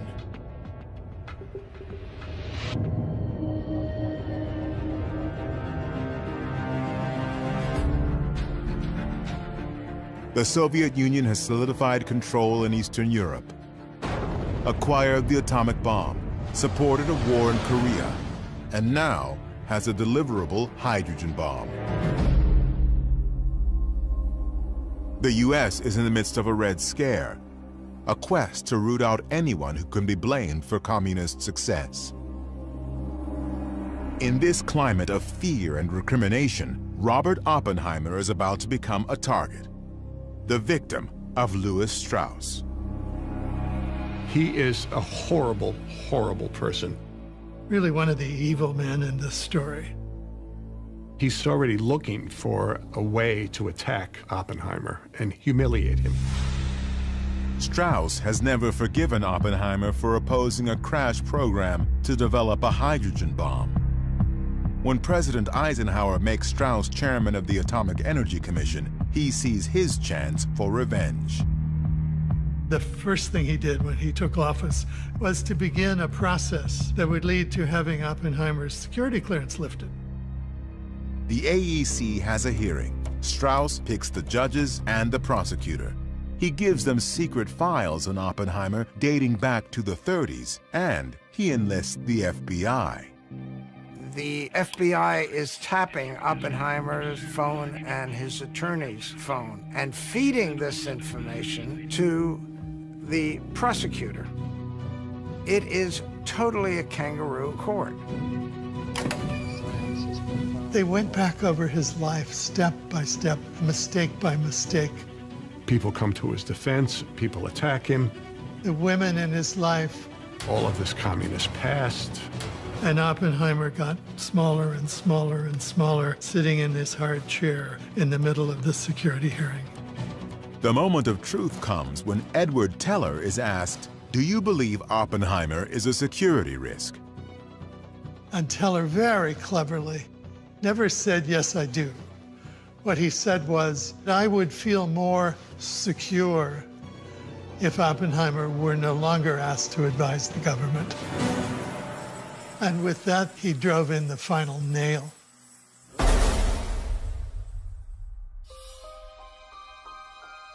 The father of the atomic bomb is stripped of his clearance, kicked out of government forever. You know, it was witch hunt time. I thought that was disgusting, frankly. It achieved exactly what his enemies wanted to achieve. It destroyed him. It killed him spiritually. But Teller pays a price. The hatred to Edward was so thick you could cut it with a knife. The people who dealt most closely with Edward, I think at Los Alamos at least, disliked him for the rest of his life.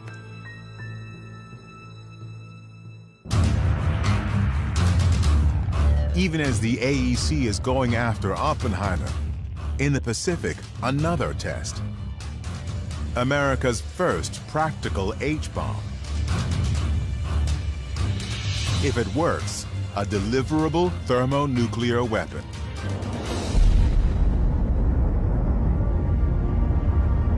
On March 1st, 1954, it becomes apparent that the bomb does indeed work. Only too well. Because of design errors, it's twice as powerful as predicted. 15 megatons, equal to 15 million tons of TNT. Approximately 1,000 times as powerful as Little Boy. This is a massive, massive weapon. The mushroom cloud rises over 15 miles, spreading radioactivity through the atmosphere. Fallout contaminates inhabited islands, and a Japanese fishing boat, ironically named Lucky Dragon. One of the Japanese fishermen dies. Over 200 islanders get sick.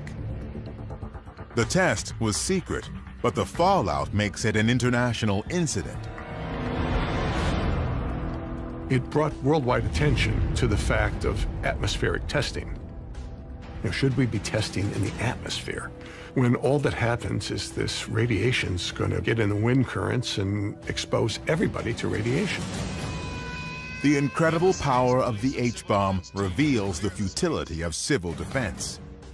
The concern before the hydrogen bomb was, could we take shelter? What the hydrogen bomb tests reveal is that that is inadequate. There may be no safety except run.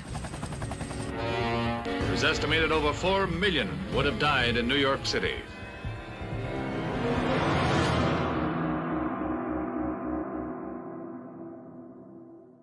If surviving a Soviet H-bomb is impossible, the only option is to deter them from attacking in the first place. To do that, President Eisenhower creates a new policy. Any Soviet aggression will be met with massive nuclear retaliation delivered by the Strategic Air Command, SAC. The Air Force maintains part of its bomber fleet airborne at all times, prepared to proceed to specific targets. SAC is led by Curtis LeMay. LeMay realizes that the bomb has forever changed war. He saw very early that wars would last for days or even hours, and everything had to happen right up front. LeMay plans a massive first strike on the Soviet Union, what he calls a Sunday punch. Ready to go at a moment's notice, his crews drill constantly.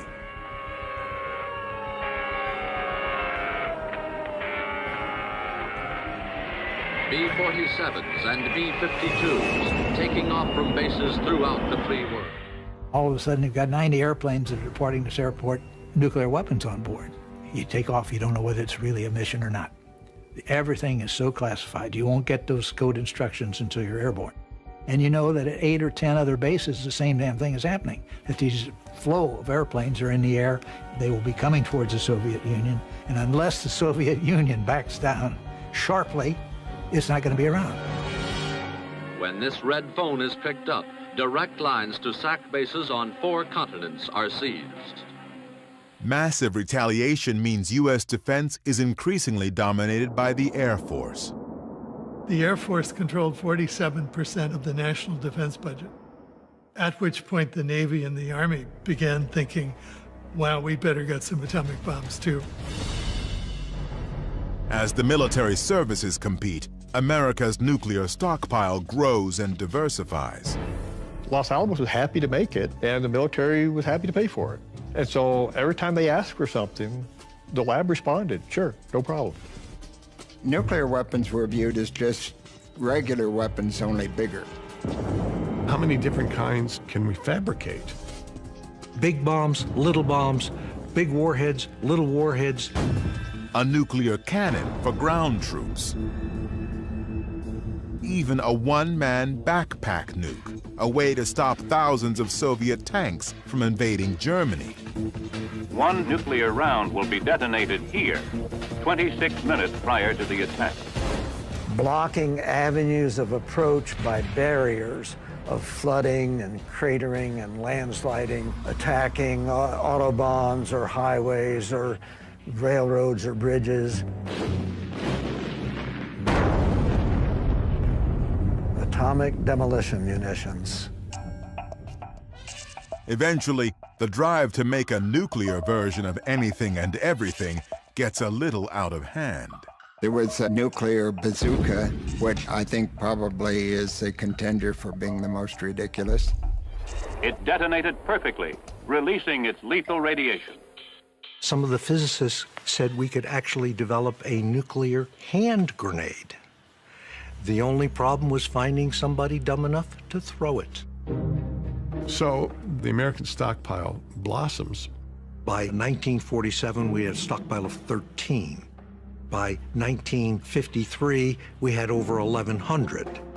By the late 60s, we had over 31,000 nuclear weapons and 36 different types.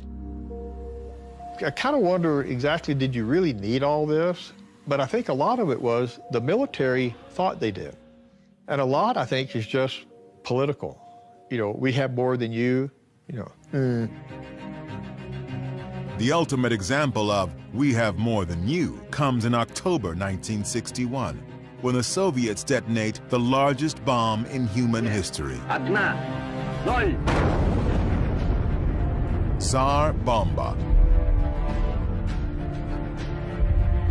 50 megatons. 50 million tons of TNT. When the pilot landed, so the plane was highly warped, skin buckled, and the pilot never flew again. He said he had done his job for the motherland, and he retired after the drop. But it's good for nothing, except symbolism. A bomb this big is not really of any utility. You don't kill a lot more people with a gigantic bomb like that than you can with a couple little bombs. You had two superpowers, and you had to suppress the other superpower from making a first strike. And the only way you could do that was to be so strong that if they did strike you first, they would be wiped out. Mutual assured destruction. Mad. And looking back, I think it was. On the other hand, by both sides being so strong that they knew they could destroy each other, it kept the peace. Until it almost didn't. In October 1962, Soviet leader Nikita Khrushchev sees a chance to make a bold stroke in America's backyard. Khrushchev decides to put missiles in Cuba in order to change the balance of power. Even today, new details about Khrushchev's power play are still coming to light. We still don't know the full story, but it was not just the missiles. The Soviets were planning to create a massive military base in Cuba, the most powerful Soviet military base in the world. He was thinking of a remapping of the Cold War relationship. Dramatic, unprecedented. But to make it work, Khrushchev had to do it secretly. Because if the United States knew that missiles were going to Cuba, we would stop them. It almost works. But before the Soviets can complete the installation, a U.S. spy plane discovers the plan. The showdown begins with a speech. It was about 9 o'clock in the evening that they announced the speech of the president to the nation. Good evening, my fellow citizens. This government has maintained the closest surveillance of the Soviet military buildup on the island of Cuba. And my father told me, I think they discovered missiles. A series of offensive missile sites is now in preparation on that imprisoned island. The Soviets were very worried. They were kind of expecting Kennedy to announce not just the blockade, but maybe an invasion of Cuba. And then it will be strong possibility of the real nuclear war. And it will be end of the war.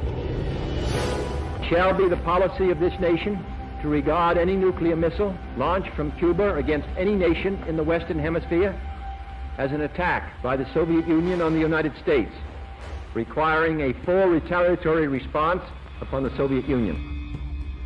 Full retaliatory response on the Soviet Union. And I knew exactly what a full retaliatory response meant and what the consequences of that would be. We would consider bombing you with atomic weapons. To see the President of the United States go on national television, tell the world that could happen, that got people's attention. At United Nations headquarters in New York, the Cuban crisis is the one and only subject of discussion. The issue which confronts the Security Council is grave. As Kennedy considers invading Cuba, he calls former President and General Dwight Eisenhower for advice. General, what's your judgment as to the chances they'll fire these things off if we invade Cuba? I don't believe a bit. You don't think they will? In other words, you would take that risk. Right. Something may make these people shoot them off. I just don't believe this will. Yeah, all right. In any event, of course, I'll say this. I'd want to keep my own people very alert. Yeah. No, hang on tight. Kennedy has no idea that tactical nuclear weapons are already in Cuba. They were thinking, well, if the Americans land in Cuba, then we wouldn't have to use at least tactical nuclear weapons to repel them, and maybe even mid-range weapons. Missile officers in Cuba had authorization from the Soviet Union to launch those missiles rather than allow them to be destroyed. Now imagine if Marines had landed on the beaches of Cuba and had been met by a volley of tactical nuclear weapons.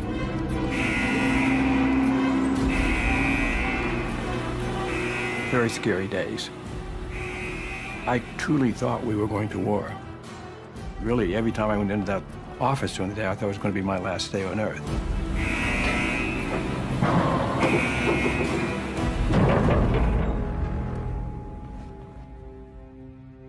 In the end, Kennedy and Khrushchev both stare into the nuclear abyss and step back. Two leaders took control of this crisis. They decided, no, we will not start the war, we will try to resolve this diplomatically. There is a great story of nuclear learning here. When they realized what the consequences could be, Khrushchev really changed his position in a radical way, very quickly. Khrushchev withdraws the missiles. In return, Kennedy secretly agrees to remove U.S. missiles along the Soviet border. Cuban Missile Crisis was a much closer call than I think people to this day really realize. Both sides were behaving really recklessly. But once they saw what the real danger looked like, then both of them made concessions and became very reasonable. And you can even say that the Cuban Missile Crisis began the process of arms control. As President of the United States, I now sign the instruments of ratification of this treaty. 9 months after the missile crisis, the U.S., Soviets, and Britain agree on the first test ban treaty, which bans nuclear tests in the atmosphere, in space, and underwater. And within a year, the first direct hotline is established between Washington and Moscow.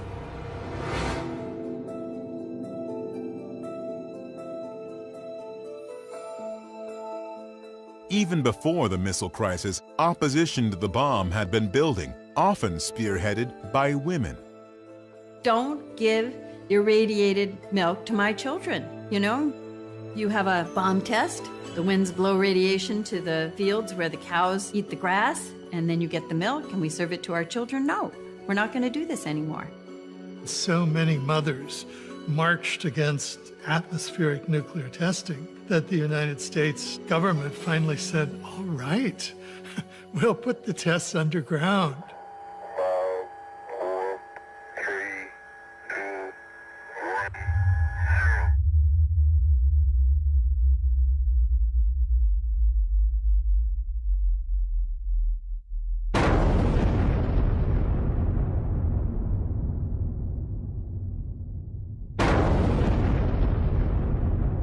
Underground tests also explore the potential to use the bomb for landscaping on a gigantic scale, possibly excavating road cuts, harbors, canals. The testing that began in 1945 and continued through 1962 included over 200 nuclear explosions.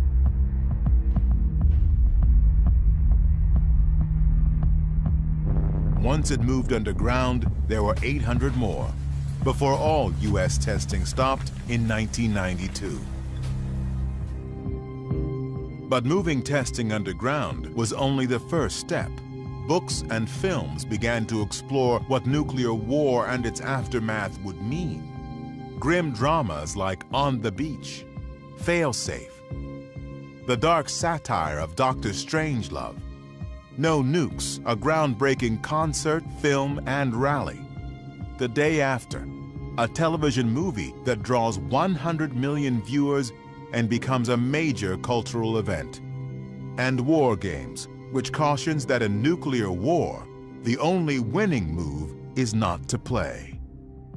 Slowly but surely, the public is leading the leaders. What began in 1963 with the first test ban treaty leads to other agreements, attempts to slow down the buildup of nuclear weapons. By 1986, Ronald Reagan is president, George Shultz is Secretary of State.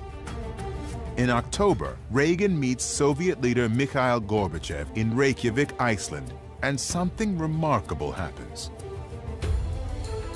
President Reagan's on one end of the table, and I'm sitting next to him. Gorbachev's on the other end of the table, and Shevardnadze's sitting next to him. And we talked about eliminating nuclear weapons.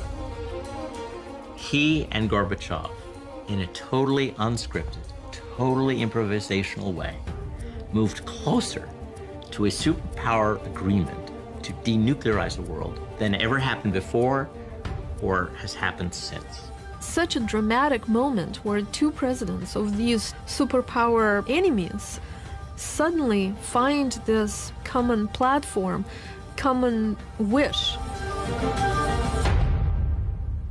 But the common wish to get rid of the bomb ultimately proves impossible.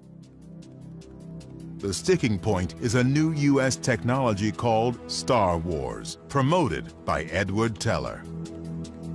It was a technology the Soviets did not have, and it was a technology that they felt could be used to make it impossible for the Soviets to have a nuclear deterrent. And Gorbachev was not able to accept that. The Cold War is thawing. 3 years after Reykjavik, the Berlin Wall comes down. In 1991, Mikhail Gorbachev dissolves the Soviet Union, all without the bomb being used. We got out of it with the skin of our teeth. We had a couple of close calls along the way. And I think, we were lucky. These two countries were able to end the most dangerous, the most protracted confrontation in history. At the height of the nuclear arms race, the U.S. and Soviet Union together had over 60,000 nuclear weapons. It's absolutely insane. And when we get enough distance from this, people will look back on it as a moment of humanity's most extraordinary insanity. It was an overkill by 5,000% on both sides. It was stupid, it was wasteful, it would have been the ultimate catastrophe, and yet it worked. The bomb is what keeps this whole cycle a Cold War, not a hot war. Without the bomb, at some point, we would have been fighting each other. The legacy of the bomb was that it really changed the nature of global politics. It was just a whole new ballgame. The bomb brings the understanding to the politicians that now you cannot win the war. Because if you will start the war, you will lose more than you will gain. Today, besides the U.S. and Russia, 6 other nations also have the bomb, plus South Africa, which had it and got rid of it, and Israel, which will not confirm or deny having it. We don't have control over them or what they might do with it. The scariest one is India and Pakistan. Some experts believe even a limited nuclear war between India and Pakistan would be catastrophic for all of us.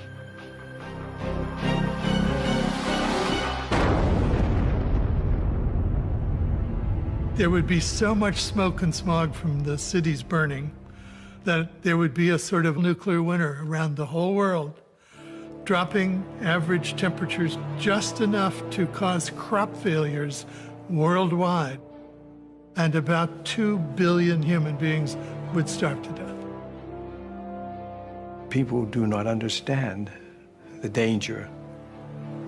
They don't understand the likelihood it's going to happen is really high, and they don't understand the magnitude.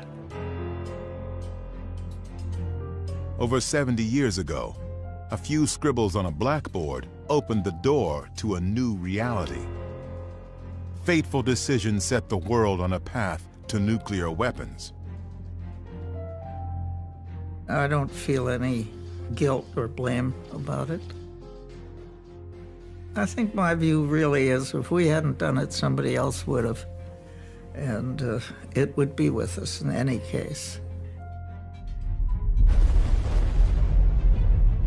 There is no going back. The knowledge of how to destroy ourselves is here to stay. It appears that our task is learning how to live with it.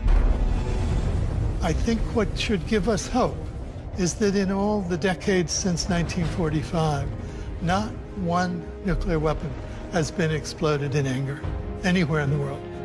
We've managed somehow to keep our thumb off the button, and let's hope we continue.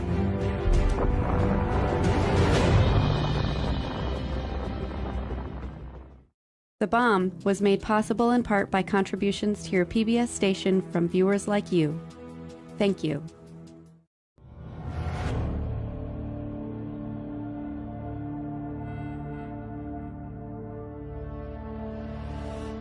The Bomb is available on DVD.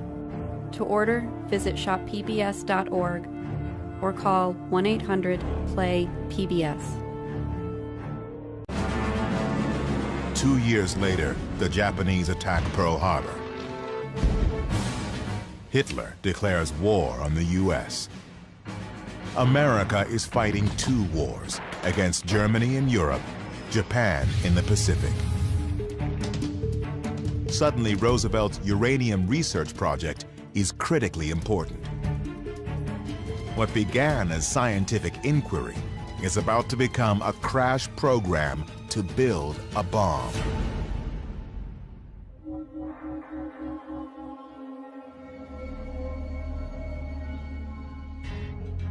The bomb had its roots in many places, all of them managed by the U.S. Army Corps of Engineers. In this building, on Broadway in New York City, the engineers set up an office. On the 18th floor, the largest government scientific project in history begins to take shape. To keep its real purpose secret, the project is named after the engineer district where it's located, Manhattan. Ultimately, over 500,000 people will contribute to the Manhattan Project. They'll be led by this man, Leslie Richard Groves, Army engineer. Groves has been in charge of building the Pentagon and internment camps for Japanese Americans. Now he's itching for the next step in his career, an overseas combat assignment. Then Groves gets a surprise update from his boss. I have a project for you. And Groves realizes what it is. Oh, no, not that thing. No. He's ready to go overseas, and he's very disappointed. Developing an imaginary bomb based on invisible particles that will probably never work seems like a career dead end. But, hey, you do what you're told. You do what you're told, and you do it to the best of your ability. And he put his foot on the accelerator and never let up. But first, he negotiates a raise. He says, I'm going to have to be a general. I mean, these scientists aren't going to respect me if I'm just a colonel. Now he gets to work. Friday, day one, purchase 1,200 tons of uranium ore. Saturday, negotiate special top priority rating for the project. Monday, meet with Presidential Science Advisor Vannevar Bush. Wednesday, go to Tennessee. Buy 56,000 acres of land for factories. Next, visit universities and meet scientists. Columbia, Harold Urey. University of Chicago, Arthur Compton. Berkeley, California, Ernest Lawrence. Back to Washington. Groves has put in motion what will become a vast industrial complex in less than 2 months. There's only one thing missing: the bomb itself. It'll be years before there's nuclear fuel ready. The uranium is produced one tiny particle at a time. But when that fuel is ready, Groves will need a design for a bomb that works. And for that, he needs scientists. He's been meeting plenty of them at Columbia, Chicago, Berkeley. And nuclear weapons between the United States and the Soviet Union. If something should go wrong, the consequences would be catastrophic, not simply for one nation or another, but for mankind. No less than the discovery of fire. The bomb marks a dividing line between all that came before and everything that follows. Nuclear war would entail the end of civilization. This was a millennial change in human affairs. Everyone was at risk.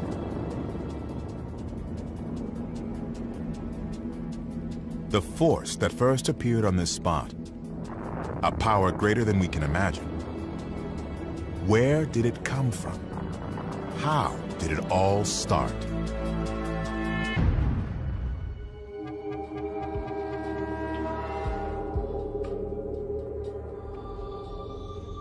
The understanding of how the world worked was being revolutionized. And in 1938, in Germany, and it's important to emphasize in Germany, the greatest revolution of all occurred. In Berlin, two German chemists, Otto Hahn and Fritz Strassmann, discover that bombarding uranium with neutrons creates a different substance, barium. They have no idea why. But a friend, physicist Lise Meitner, suddenly realizes they have split the nucleus of the uranium atom, what she calls fission. Meitner publishes her conclusion in the scientific journal Nature. The news begins spreading through the international physics community. The implications of that were obvious to physicists all over the world. Out of a little bit of material, it can produce an enormous amount of energy. The timing could not be worse. Nazi Germany is on the rise. Adolf Hitler is about to start World War II.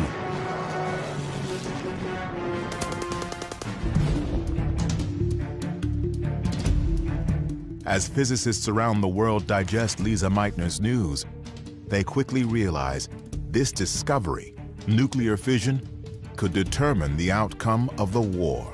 Uranium can be fissioned when hit with a neutron, producing a tremendous amount of energy. A lot of energy. Per Einstein's equation, E equals mc squared.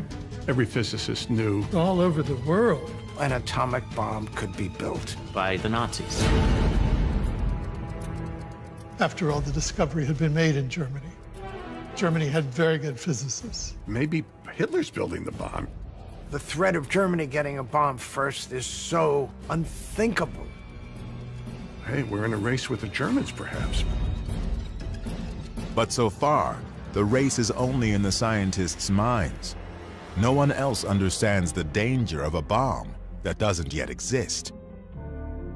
Physicist Leo Szilard is convinced the only way to stop Hitler is to get the bomb first. Szilard dictates a letter, a warning about the threat of a Nazi atomic bomb. And he thought that the best strategy would be to get Albert Einstein, the most famous scientist in the world, to sign a letter to the president, Franklin Roosevelt, and get things moving. Szilard's letter and Einstein's fame do the trick. President Franklin Roosevelt authorizes a project to research uranium. No question they're smart, but they just rub him the wrong way. He's a military man, so we've got a clash of cultures here. Groves was a very smart man and knew a lot about a lot of things, but he didn't know much about physics. He also had a pretty thin skin about people looking down on him who had PhDs, which he didn't have. Eggheads. He thinks that these guys are up in the clouds. They're not very practical. Their politics are, for the most part, suspect. They talk too much. What about security here? This is going to be a big secret here. They're blabbing all over the place amongst themselves. They're going to have to be put in shape. Groves needs a scientist he can work with. Someone who can turn theories into a working bomb, and run a lab, and manage a team of the most brilliant and cantankerous minds ever assembled in one place. Against the advice of most of the senior physicists in America, he chose Robert Oppenheimer. Oppenheimer? Oppenheimer ran graduate seminars of 15 people. That was it. He couldn't run a hamburger stand. I mean, he had no administrative record. Groves' security people were totally against Oppenheimer. They were appalled. His wife's a communist, his brother's a communist, his sister-in-law's a communist. And yet, the no-nonsense general senses something in this brilliant dreamer that strikes a chord. Oppenheimer was very good at explaining things. And Oppenheimer explained things so beautifully and so respectfully to General Groves that Groves just was dazzled. and decided, this is my man. It was a brilliant decision and insightful. Oppenheimer understood better than any of the others what needed to be done. And Oppenheimer saw in Groves something absolutely essential, which was Groves' ability to get Oppenheimer anything he wanted. Any person, any resources, anything. General Leslie Groves and Dr. Robert Oppenheimer, complete opposites, yet each in his own way a virtuoso, together are made for this moment. The two of them were bound together, and both saw in each other what I call the route to immortality.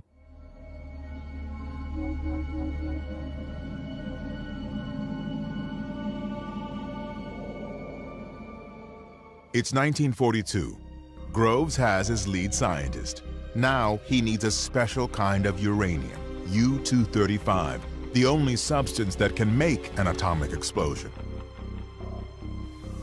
Natural uranium, U-238, won't work, and that's a problem. The uranium that you dig out of the ground has only about 0.7% U-235. So we then had to figure out a way to separate U-235 from U-238.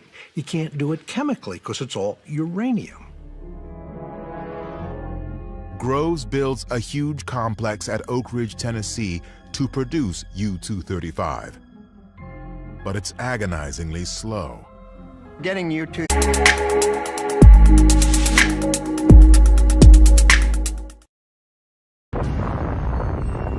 70 years ago, the nuclear bomb altered our reality forever.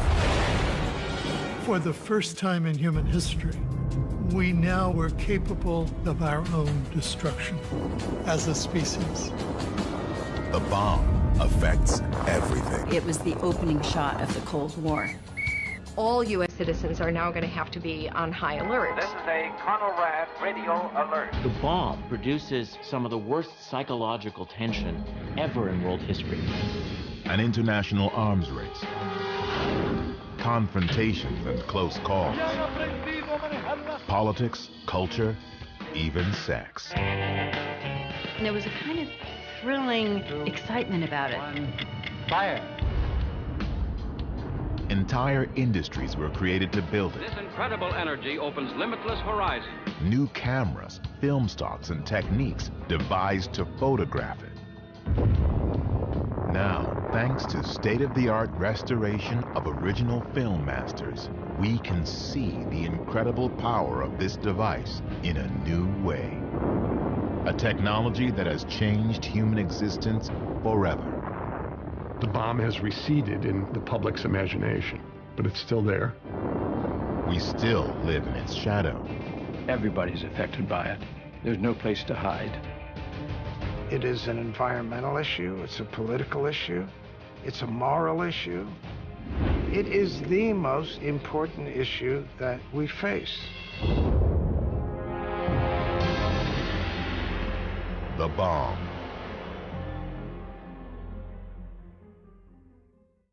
The Bomb was made possible in part by contributions to your PBS station from viewers like you. Thank you. It first appeared in the New Mexico desert, a place the Spanish called Jornada del Muerto, Journey of the Dead. Here, miles and miles from anywhere, the bomb came to life. The exact spot is inaccessible, hidden inside a 3,000 square mile weapons range. But for a few hours once every year, it's open to the public. Thank you. I'll be like Mike Tyson. They come from all over, like pilgrims to a shrine, to see and stand in the spot where the nuclear age began. Where the modern era started. It's probably what it is, turning point. Be actually at ground zero, where it actually happened. Well, it's world history too. It changed everything. The bomb that was tested here 70 years ago turned night into day and set the world on a new and dangerous path. It was a beginning that would lead to over 1,000 nuclear explosions through 5 decades. Test after test in desert landscapes, on tiny islands. A Cold War that brought the world to the brink and produced an enormous stockpile of bombs, most of which could destroy in one instant a city and much more. 60,000. 35 is not difficult in tiny quantities, but since you have to get them one atom at a time, it is an enormous task to do that. Just one bomb will need pounds of the stuff. Getting it one atom at a time will take years. But chemist Glenn Seaborg finds another option: plutonium. It can be produced faster than uranium in a nuclear reactor. So Groves builds another complex, reactors at Hanford, Washington, to produce plutonium. But all this will take time. And both wars are going badly. In the Pacific, the Japanese captured the Philippines. They forced 60,000 weak and starving POWs to walk 60 miles with little food or water, the Bataan Death March. If you stopped, you were killed. If you just couldn't take another step forward, you died. And how did they kill you? Either bayoneted you to death, shot you, or decapitated you, depending on how they felt at that moment.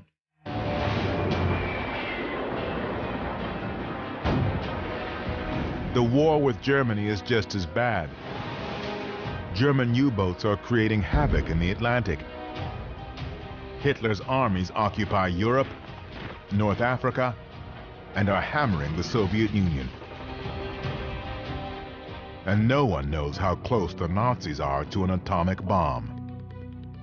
Groves is, of course, consumed by this question of what the Germans are up to. The Nazis are already committing unspeakable atrocities. If Adolf Hitler gets the bomb, he will be unstoppable.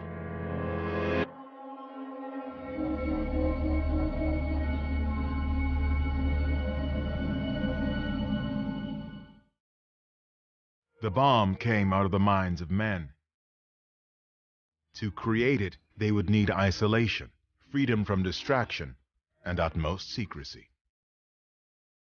Here, deep in the Jemez Mountains, they could think their thoughts, work numbers, follow the equations.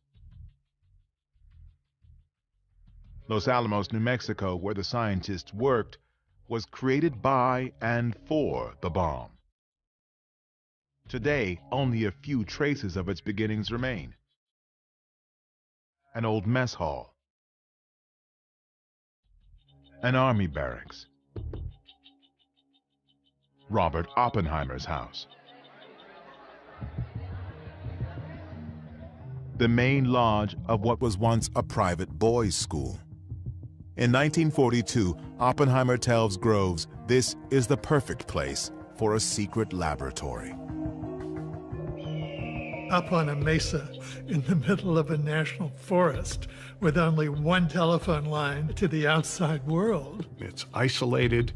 We'll keep these scientists away from what they're used to, and we can keep our eye on them. So they close the school, boom, and we can get going right away. Now, Oppenheimer must convince some of the best science talent in America to move to the middle of nowhere and live behind barbed wire for the indefinite future. They needed a good salesman to encourage these people to come to Los Alamos, and Oppenheimer was very good at that. Eventually, thousands will be recruited to work on the bomb.